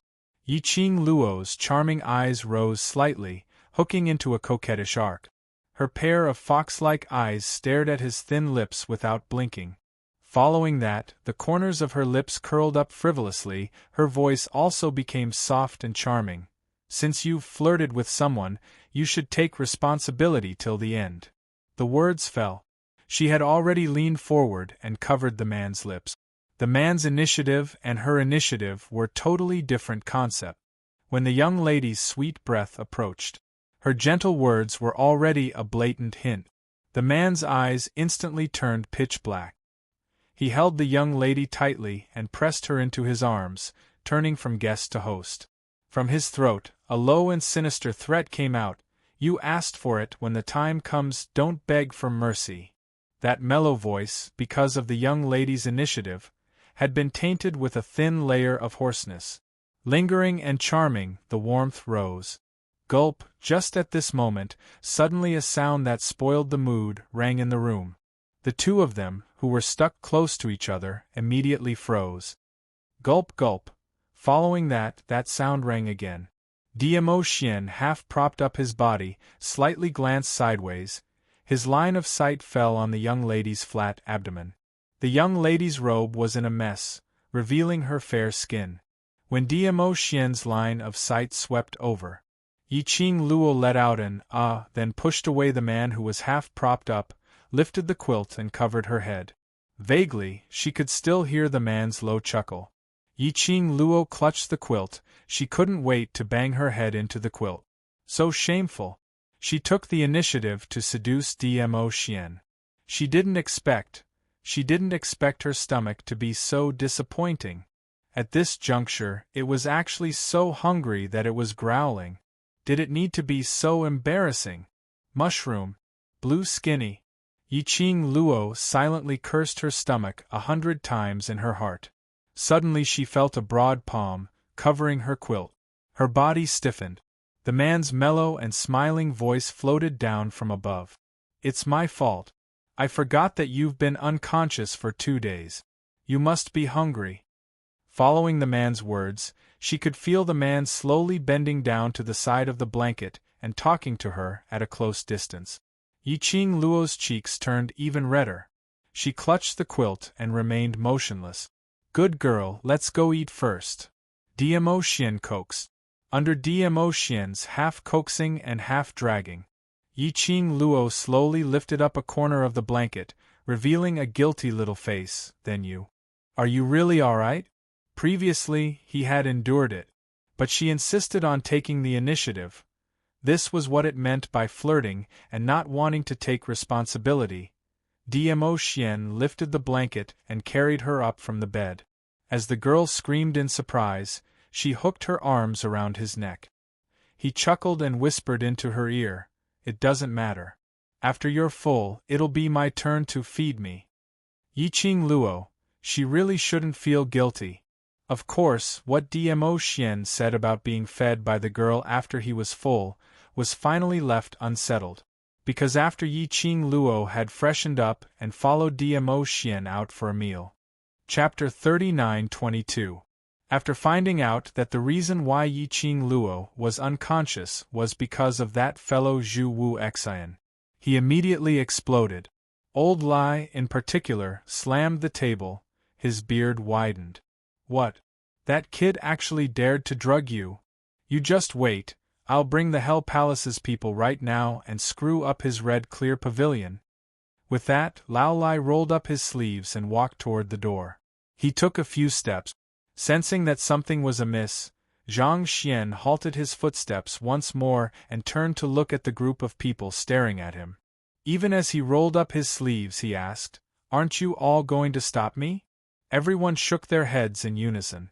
Even the person involved, Yiqing Luo, had an incomparable tacit understanding as she shook her head. Not stopping, how can we stop Old Lai's decision? Go on, I have high hopes for you. Lao Lai. Both of them stared at each other for a few seconds. Old Lai slowly put down his sleeves and coughed softly. Forget it. Looking at you, you don't seem to want to take revenge on that brat. I'm too lazy to move my old bones. As he spoke, he slowly moved back to his seat. Zoemo clicked his tongue and lazily lifted his eyelids. He cast a sidelong glance at Old Lai and sneered. This young master has heard that this Hell Palace is a madhouse, a gathering place for lunatics. Why would lunatics also be afraid of Zhu Wuxin? Lao Lai's eyes widened. I'm scared? What's there to be afraid of? I didn't want to put Madame D in a difficult position. Oh. Zoemo raised his eyebrows and dragged out the last syllable. Old Lai's face was flushed red with anger as he pressed the table and stood up, pointing at Yiqing Luo. Red Clearness Pavilion, Red Clearness Pavilion. Just by hearing this name, You can tell that this red clearness pavilion was built for Madame D. One must know that this red clear pavilion was a mysterious force that had been famous in the upper realm since a few years ago. Several years ago. A few years ago, Zhu Wuxin had chosen this name for Lady D. Didn't this mean that Lady D had a good relationship with Zhu Wuxin? If I go to the red clear pavilion and cause trouble for Madame D, I'll feel so wronged. Old Lai rattled off a string of words. There was no pause at all. As soon as he finished speaking, the atmosphere in the hall became heavy. It was so quiet that one could hear a pin drop on the ground. The crowd sighed helplessly, as they silently mourned for him as they shook their heads. Whether Qing Luo will find trouble with you, we don't know, but what we know is, now you're in deep trouble. Lao Lai suddenly felt a chill on his back, as he felt an inexplicable chill. His neck twisted stiffly.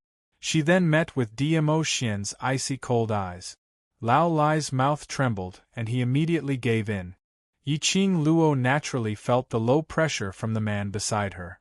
She rolled her eyes at old Lai and stretched out her little hand to hold Dmo Xian's large palm as she said, "Don't listen to his nonsense. I only found out that Red Clear Pavilion's pavilion master is Zhu Wu Xian during the auction." She paused slightly and continued, "As for why he named it Red Clearness Pavilion, I'm not too sure, but—" Her brows sunk slightly as her gaze turned slightly gloomy. "This time round, he still chose to stand on the opposite side of me, and made use of my trust towards him, attempting to repeat the same trick on me. His trust in me has already turned to zero. Trusting someone was very difficult. Bit by bit, slowly accumulating trust.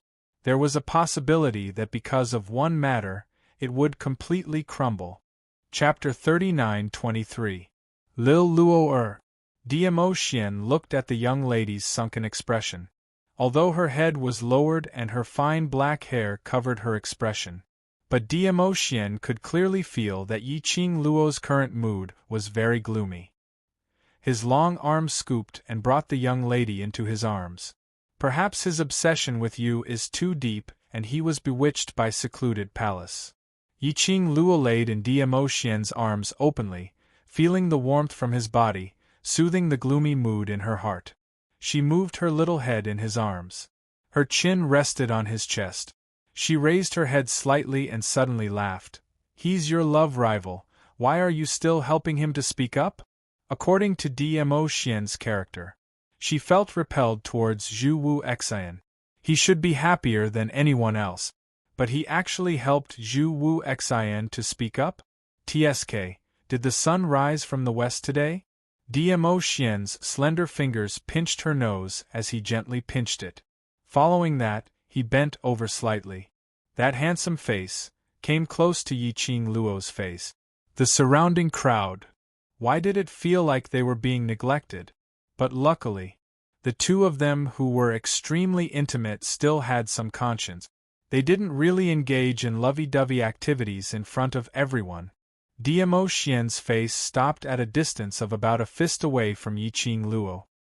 His crimson thin lips curled up slightly as he revealed a devilish smile. His slender fingers slowly slid from her nose to the area between her brows as he gently rubbed it.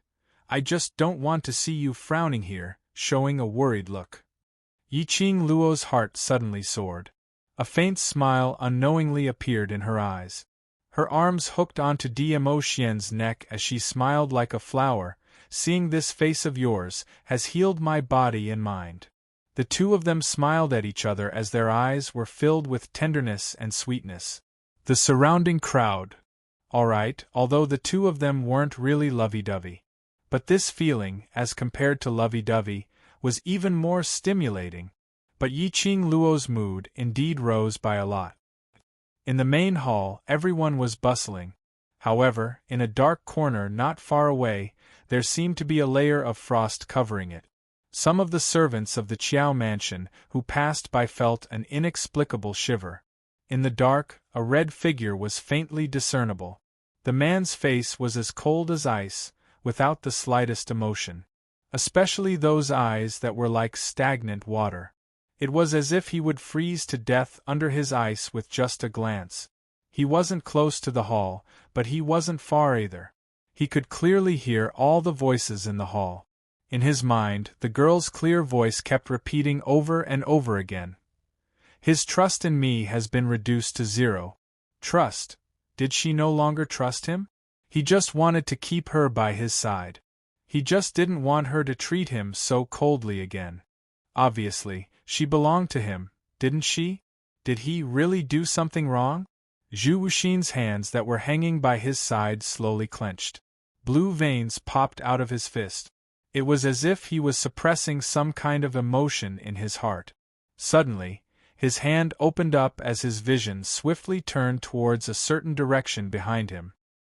His eyes, which were like still water, turned into a sharp blade as it shot out. Young Patriarch Chu, don't, it's me. Chapter 39-24. Zhu Wuxin's expression didn't change at all when he saw who it was.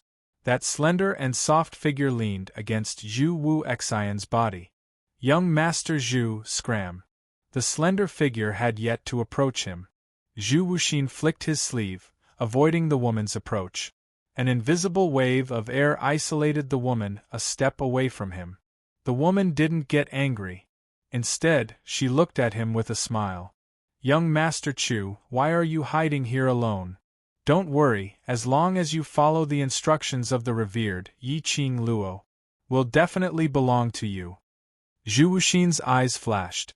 The lady naturally didn't miss his reaction as she smiled delicately. You must know, even if Yi Qing Luo is with the Overlord now, but they will absolutely not be able to walk to the end. Only young Patriarch Chu, who has been recognized by the Overlord, is Yi Qing Luo's future husband. Zhu Wuxin's pupils suddenly constricted. He didn't even look at the woman. He moved. It disappeared into thin air. Not even a red afterimage was left behind. The woman quietly looked at the horizon in the direction that Zhu Wuxin had disappeared. The smile on his face faded, and his eyes were like those of a venomous snake, flickering with an insidious ruthlessness. He clenched his fists tightly.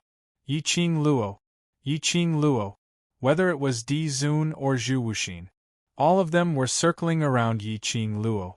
What was so good about her? *tch. The atmosphere in the room was still warm. The silent Gui Wu, who had been leaning against the corner, suddenly raised his head and looked at Yi Qing Luo. His gaze was direct. Just as he was about to look at Yi Qing Luo, Yi Qing Luo had already sensed his line of sight and met Ghost Marshall's gaze in puzzlement. Gui Wu slowly walked towards Yi Qing Luo until he stood in front of her. Yi Qing Luo was nestled in Dmo Xian's arms. Gui Wu stood up. He was also facing Dmo Xian. But Gui Wu's line of sight, from the start till the end, had remained on Yi Qing Luo.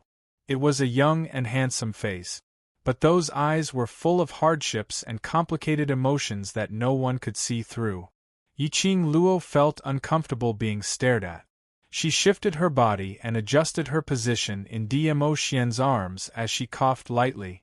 Ghost Martial Master? There were no ripples in Ghost Martial's deep and cold eyes. However, the words that came out of his mouth were like a raging storm. Your body has undergone a transformation. Dumbfounded expressions appeared on everyone's faces, as they did not understand the meaning behind Gui Wu's words. Yi Qing Luo was slightly startled. She naturally knew what the change that Gui Wu was talking about was. She was surprised. Gui Wu had actually seen through this point. Gui Wu stared at Yi Qing Luo for some time before he suddenly narrowed his eyes in an unfathomable manner. Looks like the 2 days you were in a coma. Not only did it not affect your body, instead, it allowed your body to improve. What kind of riddle are you guys playing? Zoemo raised his red phoenix eyes and asked. Gui Wu looked at Zoemo and said indifferently, Student Yi Qing Luo's body has undergone transformation. Now her bone structure has already broken away from the mortal body and can withstand even more powerful than an overlord. Transform? Leaving the mortal body? Was he talking about Yi Qing Luo? Everyone's gazes shifted onto Yi Qing Luo in unison. That blatant gaze made Yi Qing Luo burrow into Diamo Xian's arms, and even took up Diamo Xian's arm to block in front of her. Chapter 39-25. Everyone shook their heads in unison. I have never seen a beauty who has left her mortal body. Yi Qing Luo. She couldn't be bothered with them as she set her sight on Gui Wu. It seemed that Gui Wu was very clear about the transformation of the bone frame. After pondering for a moment, she asked, Master Gui Wu, from what you've said, does this mean that my body can now withstand even more powerful strength? She paused slightly and continued with an example. For example, if I use the power of the divine relic? Gui Wu met Yi Qing Luo's vague, hopeful gaze and nodded slowly. Yi Qing Luo's eyes lit up. Previously, she had forcefully used the power of the divine relic to raise her strength in a short period of time to tide over the crisis. The price she had to pay was the overdraft of her body. And the divine phoenix profound heart jade in her body was likely to cause a backlash. All these reasons stemmed from the fact that her body could not withstand the overload of power. Now her body, her bone frame, had been reconstructed. All the impurities had been eliminated, separated from the mortal body. After withstanding the power of the divine relic and even more powerful forces, her body could finally bear it. But, under Yi Qing Luo's bright eyes, Gui Wu suddenly said, Don't be happy too early. Even if your bone frame has been transformed, it doesn't mean that you can mess around. When she was still a mortal body, Yi Qing Luo time and time again did something which made one worried. If she relied on her body to withstand the powerful forces to mess around, no matter how solid the foundation was, it would be exhausted over and over again. Yi Qing Luo's spirit would not be able to bear it. I know. Yi Qing Luo nodded seriously. I won't mess around. Everyone made a tisk sound. Apparently no one believed Yi Qing Luo's guarantee. Diamo Xian stretched out his hand and knocked on her head. You'd better remember what you said now. Yi Qing Luo felt pain as she turned her head and stared at him. Why don't you believe what I said? Diamo Xian sneered. Do you think that you believe what you said? Yi Qing Luo. All right, based on her previous behavior. She didn't believe it herself. Diamo Xian dangerously narrowed his eyes and held her chin. Why? Tacit approval? That deep voice carried an obvious threat. Yi Qing Luo was forced to look him in the eye. She didn't even dare to avoid his eyes. Her long eyelashes blinked for a while, but Diamo Xian still maintained that dangerous smile. Her honey trap did not work at all. Therefore, he decisively gave in. How could there be a tacit agreement? This is a very serious expression. I will definitely remember what I'm saying now. Diamo Xian seemed to believe it as he nodded lightly. Yi Qing Luo let out a sigh of relief. Just as she was about to squirm out from Diamo Xian's embrace, her waist tightened, and her delicate body was pressed into the man's arms again. Then, he lowered his magnetic voice and said in a voice that only the two of them could hear, If you can't remember it, I'll use my own method to make you remember it. His last 4 words. He even deliberately lowered his voice. That magnetic, seductive, and drawn-out voice carried another kind of emotion. Yi Qing Luo's face suddenly flushed red. What a shameless man! Everyone was already used to their little interactions and didn't notice Yi Qing Luo's blushing face. Chapter 39-26. Yi Qing Luo was stunned and hurriedly stood up from Diamo Xian's arms. Yes, old Master Huang Fu wants to bring those 3 back to the Huang Fu family. She wondered how Pei Xing and old Master Huang Fu had developed over the past 2 days. She was not worried about Pei Xing's safety. 2 days ago, the assassins sent by Huang Fu Fengyan failed to assassinate Pei Xing, startling the old man. Even if the 3 of them wanted to make another move, they did not have the opportunity. Of course, if they made a move against Pei Xing at this critical juncture, he was definitely digging his own grave. No matter how stupid they were, they would never do that. Moreover, that kid, Pei Xing, had already evolved now, and he knew how to transform into a white lotus flower, to protect himself and Guzishi, so that he could strive for the greatest benefits for himself and Guzishi. Therefore, a person's growth had to depend on their own effort. If she interfered too many times, it would only make Pei Xing more dependent on her.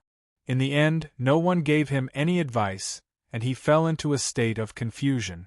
As though she could see through Yiqing Luo's thoughts, Mo Yuing opened her round adorable big eyes and opened her mouth.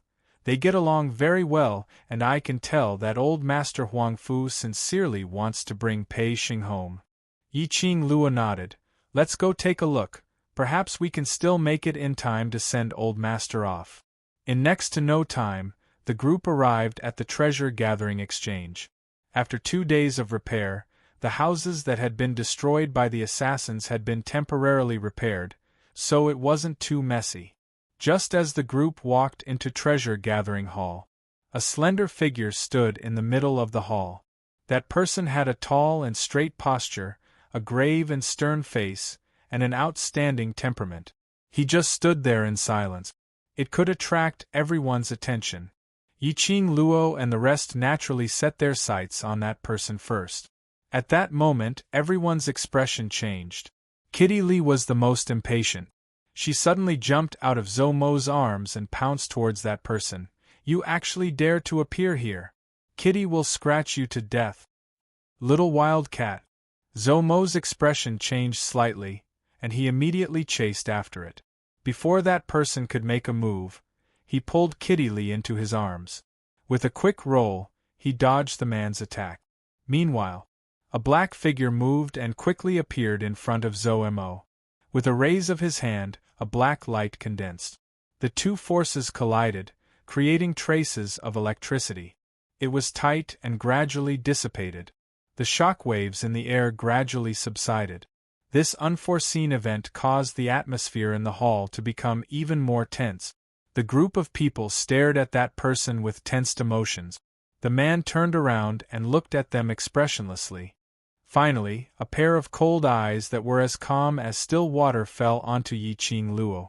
Why are you guys here? Suddenly, Huang Fu Zhentian walked out from the inner court with a smile on his face. The smile on his face was very sincere. His previous majesty was nowhere to be seen. As he walked out, he smiled at the expressionless man and said, "Pavilion Master Chu, I'll have to trouble you to wait for me. It doesn't matter." The man's thin lips moved slightly as he spat out these 3 words. Huang Fu Zhentian was still smiling. As he smiled, he felt that the atmosphere in the hall wasn't right. He took a look at the expressionless man beside him and looked at the tensed-up group of people who were glaring angrily. Cough.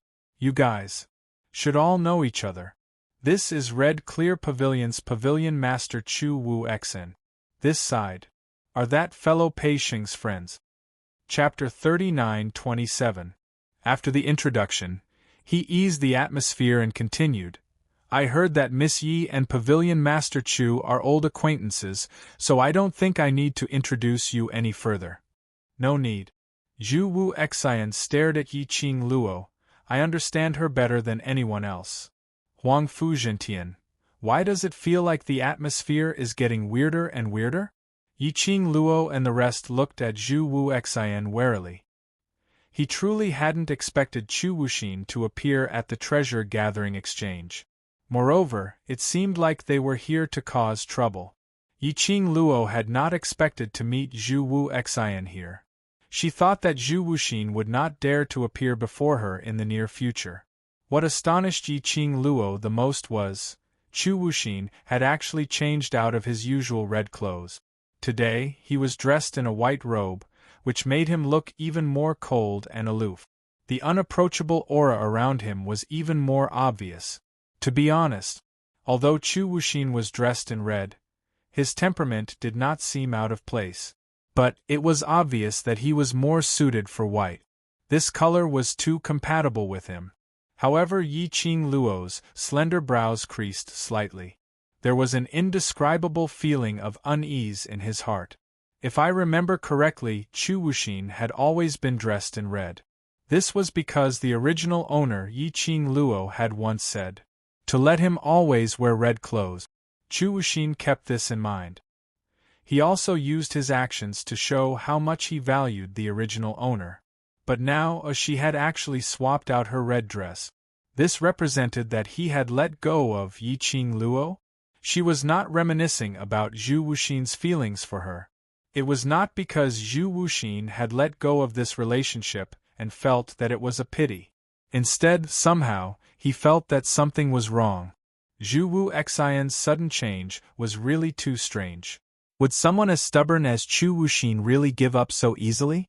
Yiqing Luo pursed her pink lips slightly as her little hand gently held the man's big palm beside her. She raised her head slightly and looked at the man. He also transmitted the uneasiness and doubts in his heart. The girl subconsciously relied on him. The man, who was not in a good mood, suddenly smiled. He held the young girl's small hand. His long and narrow peach blossom eyes were filled with a faint smile. With one hand, he pulled her into his embrace and soothed the uneasiness in the girl's heart. When the girl's breathing calmed down, Diamo Xian then slowly raised his head. His long and narrow peach blossom eyes no longer had the tenderness from earlier, as he calmly and indifferently looked at Zhu Wu Xian. Pavilion Lord Chu, long time no see. Zhu Wuxin did not respond. But his line of sight was fixed on the man's hand, which was holding the girl tightly. Diamo Xian shot a glance at his own hand, which was wrapped around the young lady's body, as his thin lips curled up slightly, containing some ridicule.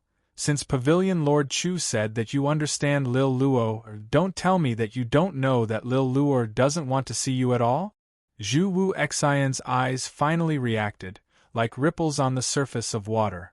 But in the next instant, everything returned to normal. Huang Fu Zhentian realized it. The two sides were not on good terms with each other. He, who was stuck between the two of them, felt a little embarrassed. Fortunately, Pei Xing and Gu Zixi sensed that the atmosphere outside was not right and came out in time. Chapter 39-28. Zhu Wu Xian returned to Heaven Realm? In that case, Zhu Wu Xian was indeed someone from Heaven Realm? Then why did he hide in Nirvana Realm? Back then, he was pursued by others and hid in Yiqing Luo's courtyard, creating a past with Yiqing Luo. Later on in Nirvana Realm, he established his own force. What identity did he have at this moment to rush back to Heaven Realm?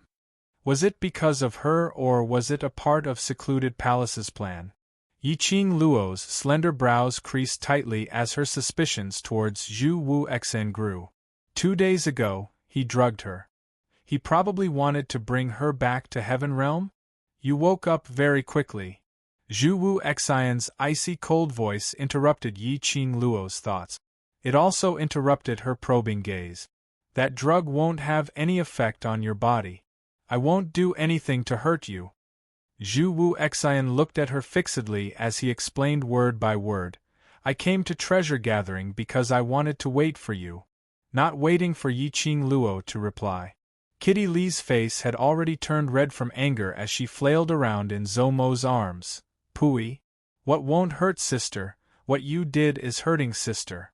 Drugging sister and still dare to appear in front of sister. Frivolous man, don't stop Kitty.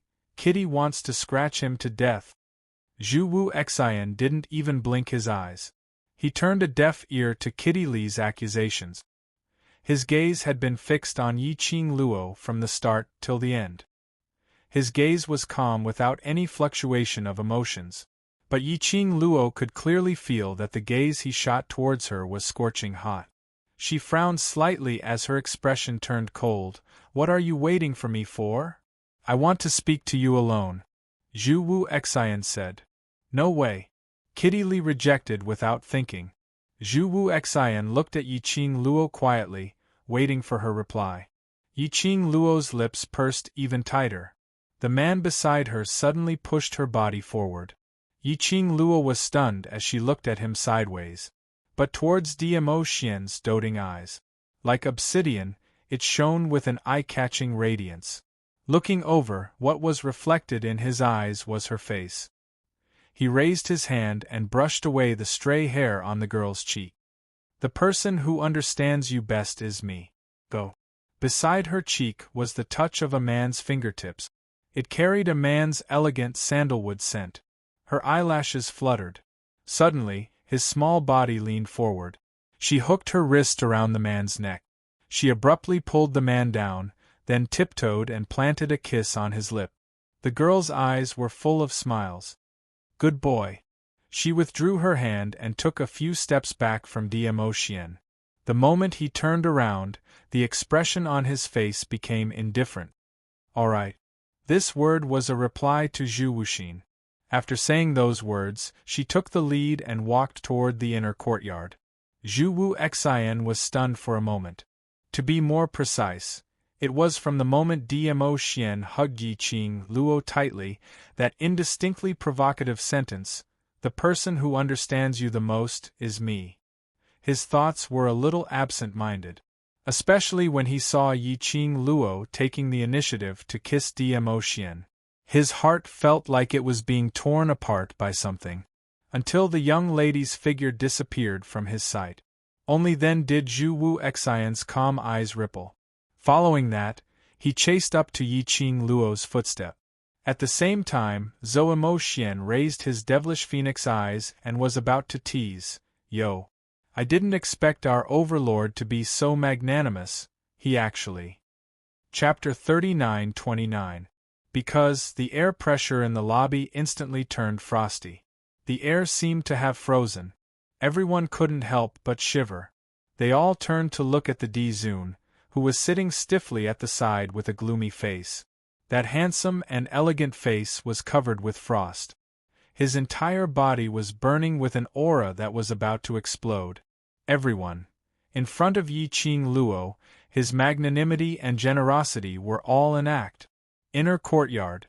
Yiqing Luo stopped in her tracks as she turned her head to look at Zhu Wu Xian. "What do you want to say?" He turned his head. Coincidentally, he bumped into a white robe. This was the first time he saw Zhu Wuxin wearing white, so he was not used to it. Her momentary daze was seen by Zhu Wuxin. The lines on Zhu Wu Xian's face clearly softened. Even his gaze towards Yiqing Luo had turned gentle. "I know you don't want to see me. Why did you still appear when you knew? Do you really think that I really don't dare to make a move against you?" Yiqing Luo's expression turned cold. Zhu Wuxin shook his head. "I want to see you." Yiqing Luo replied, "Just because you want to see me, I must see you. I'm going to Heaven Realm for a period of time, and there's a possibility that I won't be able to see you for a very long period of time." Zhu Wu Xian seemed as though he couldn't hear the impatience in Yiqing Luo's tone. While he was talking, his eyes were fixed on Yiqing Luo without blinking. His tone was sincere and serious. When Yiqing Luo heard that, her eyes suddenly narrowed. "Zhu Wu Xian, you're going to Heaven Realm, is it because of secluded Darkness Palace's plan?" Zhu Wuxin opened his mouth, wanting to speak. But, after meeting Yiqing Luo's smiling yet not smiling expression, the words at the tip of his tongue were stuck in his throat. He lowered his eyes slightly, avoiding Yiqing Luo's gaze. "I know you don't like people lying to you, so this question, I'm unable to answer you." "In other words, I guessed correctly." Yiqing Luo scoffed lightly. "Zhu Wu Xian, didn't you say that you've already cancelled the collaboration with the Palace of Darkness? Why did you return to the Palace of Darkness?" Clearly, her voice was very calm. Even his tone did not fluctuate in the slightest. Yet, it brought with it an extremely oppressive feeling. Zhu Wuxin's head was still lowered, not looking at Yiqing Luo's expression. Evidently, he had decided to remain silent. Yiqing Luo scoffed lightly. If Zhu Wu Xian was unwilling to answer, no matter how she asked, Zhu Wu Xian would not answer. She simply couldn't be bothered to communicate with Zhu Wuxin anymore. "Since you don't want to talk, you specially came to find me just to bid farewell?" "Yes." This time, Zhu Wuxin responded. He even raised his head. "Also, I want to tell you, Chu Wuxin pursed his thin lips. This was something he had never done before. Yiqing Luo could tell that he was nervous. Zhu Wu Xian was silent for several breaths of time. Then, he continued, previously, I did something that made you unhappy, but I do not regret it. Because I want you to accompany me, Yiqing Luo laughed in anger. You want me to accompany you so you make use of my trust in you to drug me? Zhu Wuxin, you claim that you understand me, but are you sure that you really understand me? Chu Wuxin continued to stare at her with his extremely dark eyes. After Yiqing Luo finished her words, he then shook his head as his voice became gentler. I don't regret what I did. The only thing I regret is to make use of your trust. Yiqing Luo laughed out of anger once again. She expressed that she really couldn't understand Zhu Wu Xian's train of thought. I only want to tell you everything that I did was not entirely for myself. Chapter 39:30. What do you mean? What did he mean by be careful of the people around her? The people around her were either lovers or brothers. They had gone through life and death together. They were all people she could absolutely trust. Zhu Wu Xian didn't say much. He raised his hand and stretched it towards Yiqing Luo. Yiqing Luo was astute as she avoided Zhu Wu Xian's hand with a vigilant look. Zhu Wu Xian's hand froze in midair. Several breaths later, his slender fingers retracted one by one. His dark and gloomy eyes looked at her with an obvious sadness, as though Yiqing Luo's actions had hurt him. But Yiqing Luo could only capture this little bit, a peculiar emotion. By the time she wanted to delve deeper into it, Zhu Wu Xian had already leapt onto the top of the wall. His white robe fluttered, showing his cold and aloof arrogance, like a winter plum. He stood on top of the wall and gazed deeply at Yiqing Luo for a moment. Following that, he had already disappeared from Yiqing Luo's vision. Yiqing Luo's brows knitted tightly as she retracted her gaze. What did Zhu Wu Xian mean? Why did he say such things to her out of nowhere? Based on Zhu Wu Xian's character, he would say such things. It shouldn't be as simple as sowing discord. He must have heard some news from the secluded palace. She didn't know what was wrong with Zhu Wu Xian, since he had already appeared to remind her. Couldn't he just make things clear before he left? It was better not to say anything than to leave half of it. She was cursing silently in her heart. Suddenly, she felt a tight grip on her waist. A scorching and wide embrace enveloped her completely. Her body was being held tightly by someone. On top of her head, there was a heavy object as a mellow voice with a smile yet not a smile floated down. He's already gone far away, and you still haven't regained your senses. Could it be that you can't bear for him to leave? That voice obviously had a hint of laughter, but Yiqing Luo heard the sarcasm in it. Yiqing Luo hurriedly stretched out her hand and hugged the person's waist. No, I'm just thinking about what he said earlier. On top of her head, the man sneered. His laughter was a little cold. Yiqing Luo rubbed against his arms, but it wasn't able to alleviate the man's gloomy atmosphere. Pei Xing and the others had already walked in. On seeing Yiqing Luo, he cried out and started to complain. Ah Luo ah. Don't think that the Overlord appeared to be very magnanimous. The minute you and Zhu Wu Xian arrived at the inner courtyard, his entire person was like a huge ice mountain. We're about to be frozen into ice. As soon as he finished speaking, Dmo Xian shot him a glare. Pei Xing was so frightened by his sharp gaze that she immediately covered her mouth. Nestled in Dmo Xian's arms, Yiqing Luo sighed helplessly. Her small hands clutched Dmo Xian's clothes as she slowly raised her head. Even without Pei Xing's explanation, she was well aware of it. Dmo Xian was the king of vinegar. How could he really not mind her being alone with Zhu Wuxin? He dotingly took the initiative to let her speak to Zhu Wuxin alone. He just didn't want to make things difficult for her. Of course, it was also because he believed in the relationship between her and Zhu Wuxin. But Yiqing Luo also knew that he was feeling rather unhappy. Just like now. After sensing that Zhu Wuxin's aura had disappeared, filled with unhappiness, he looked for her to pacify him. "All right, my obedient Ah Xian." Her hand followed his clothes and stretched out to his face. Following that, her fingers pinched. Pulling the corners of the man's lips, he pulled out a smile. My Ah Xian is even more enchanting when he smiles. Chapter 39-31. Yi Qing Luo. A man who couldn't satisfy his desires was really scary. Speaking of which, what did Zhu Wu Xian tell you? Is there a need to whisper? Zoemo was very curious. Yi Qing Luo pursed her lips and shook her head. It's still those ridiculous words, don't take it to heart. Huang Fu Zhentian had a dazed look. Didn't Pavilion Master Zhu specially accompany me back to the Heaven Realm? One person left just like that? Then why was Zhu Wu Xian squatting at the treasure gathering so early in the morning? Accompanying is just an excuse. Zhu Wu Xian is obviously waiting for little Qing Luo. Zoemo clicked his tongue as his devilish phoenix eyes rose, as he continued to say as though he wished for the world to be in chaos. You are just a springboard. Huang Fu Zhentian. Was it possible that taking the benevolent route wasn't able to control the youngsters? Yi Qing Luo stared at Zoemo, afraid that Zoemo would say something shocking as she hurriedly changed the topic. Old Master Huang Fu, when do you intend to leave? Immediately. When Huang Fu Zhentian said this, the expression on his face had some slight changes. He took a deep look at Pei Xing and said, All along, I wanted to thank you personally. If it wasn't for the fact that you helped that lad, I'm afraid that I wouldn't be able to see that lad today. He paused slightly and continued, and that day, Pei Xing suffered an assassination attempt. I will handle it and absolutely will not let Pei Xing suffer any grievances.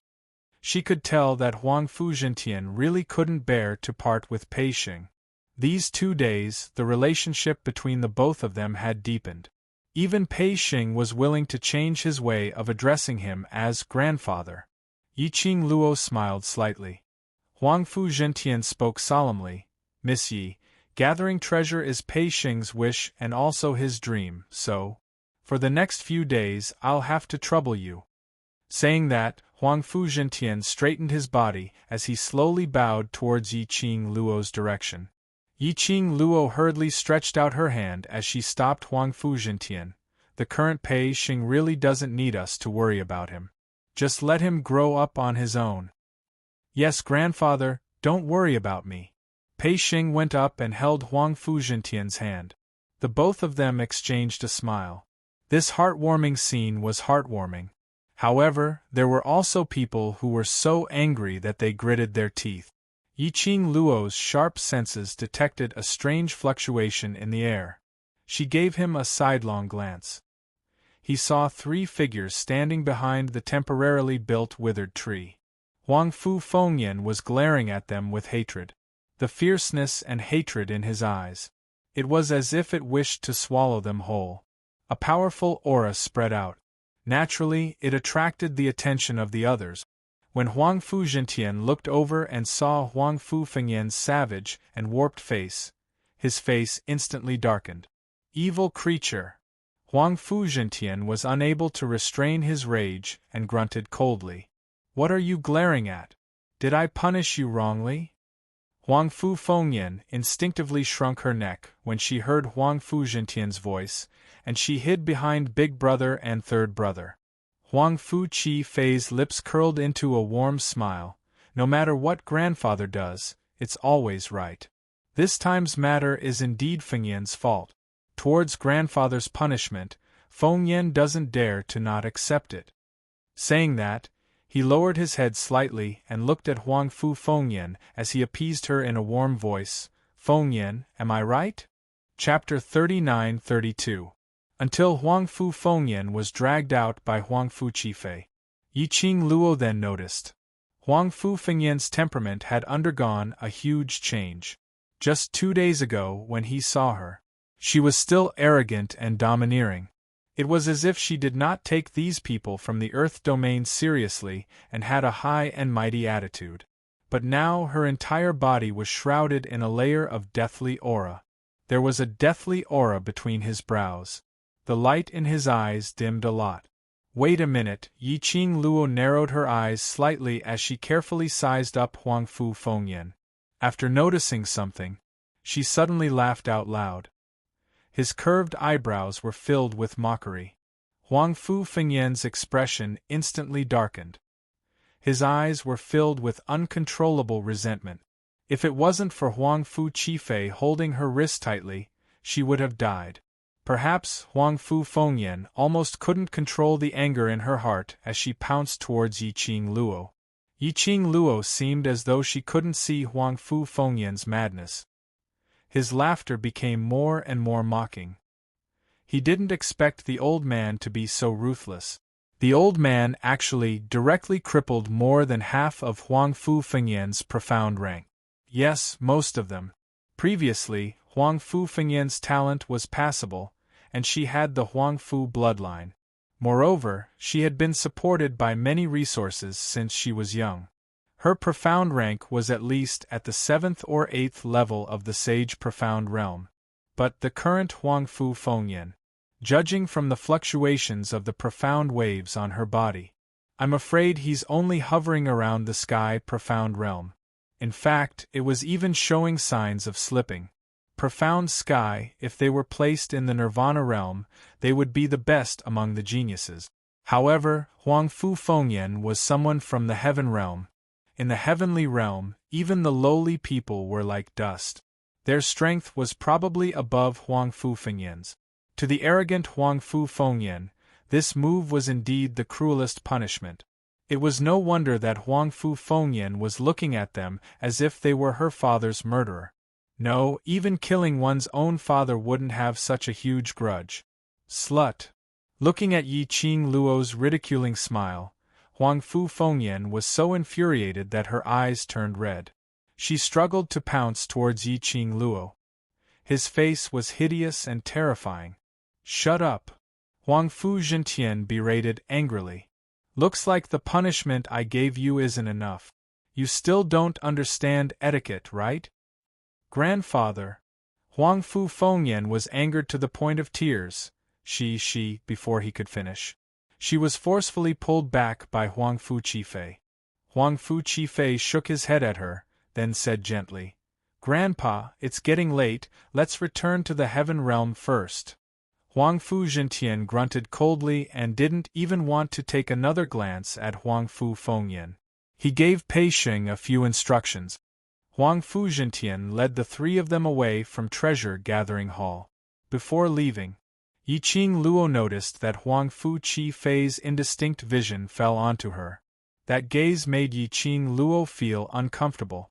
In the Huang Fu trio, she couldn't see through him at all. It was this Huang Fu third young master Huang Fu Qifei.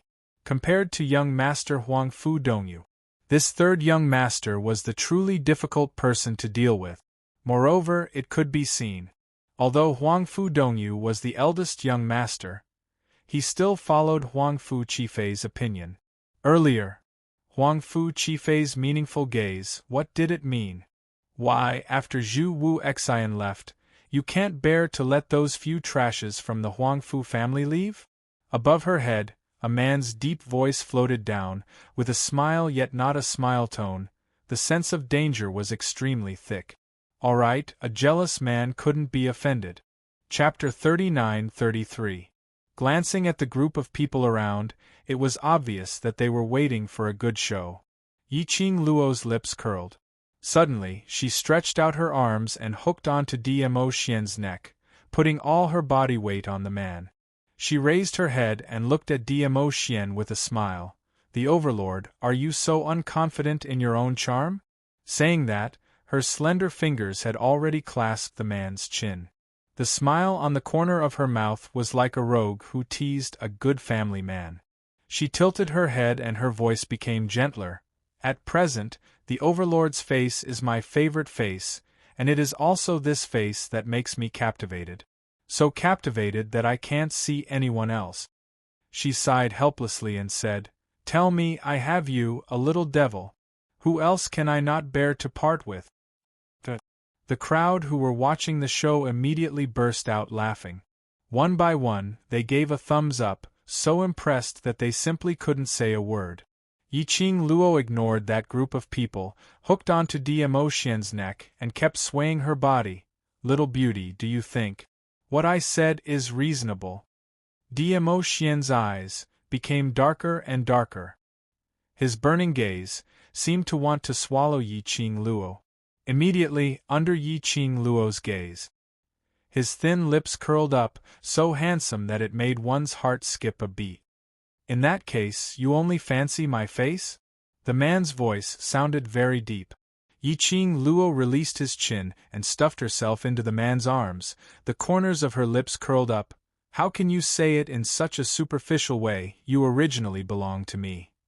Diamo Xian's brows rose, but he didn't say another word. Yiqing Luo hugged his waist again. Looks like it's time for you to prove your charm. She moved closer to his ear and whispered these words. It was completely hinting at something. Diamo Xian heard that. His eyes deepened a few notches. He even used that meaningful, seductive peach blossom eyes to stare deeply at her for a while. Yiqing Luo's legs went soft from that gaze. Somehow she felt as if she had consciously jumped into the pit that the man had dug. However, the jealous man was finally appeased. The way the two of them treated the onlookers like air had deeply provoked the crowd. Zhou Mo was the first to flip the table and leave with Kitty Li in his arms. Right at this moment, a slender figure walked over from outside the treasure-gathering hall. Little Qingwu, I'm telling you, don't ever go in. Go in and be abused. When Zhou Mo saw the person coming, he immediately complained bitterly. Jun Qingwu glanced at Zhou Mo indifferently. She ignored him and walked straight into the inner courtyard. The minute Yiqing Luo saw Jun Qingwu, she happily went forward to welcome her. His gaze fell on her hand. Jun Qingwu was holding a letter. Letter? Your letter. Jun Qingwu handed the letter to her. Mine? Yiqing Luo was puzzled. Who would specially ask Jun Qingwu to send her a letter? Your old acquaintance. Jun Qingwu glanced at the letter. Her meaning was, look at it yourself. You'll know once you read it. Yiqing Luo opened the letter suspiciously. When she saw the name on the letter, her pupils suddenly shrank. Miao Ji. It was a letter from Miao Ji. The Miao tribe's holy maiden from the Miao Gu clan was Miao Yi's aunt. At that time, Miao Ji had ascended to the Earth realm. Miao Yi had inherited the Miao tribe's holy maiden's position. She had not expected that Miao Ji would actually write her a letter. After reading the contents of the letter, she put the letter down. Mo Yuing immediately asked, what did she say? Yiqing Luo was stunned.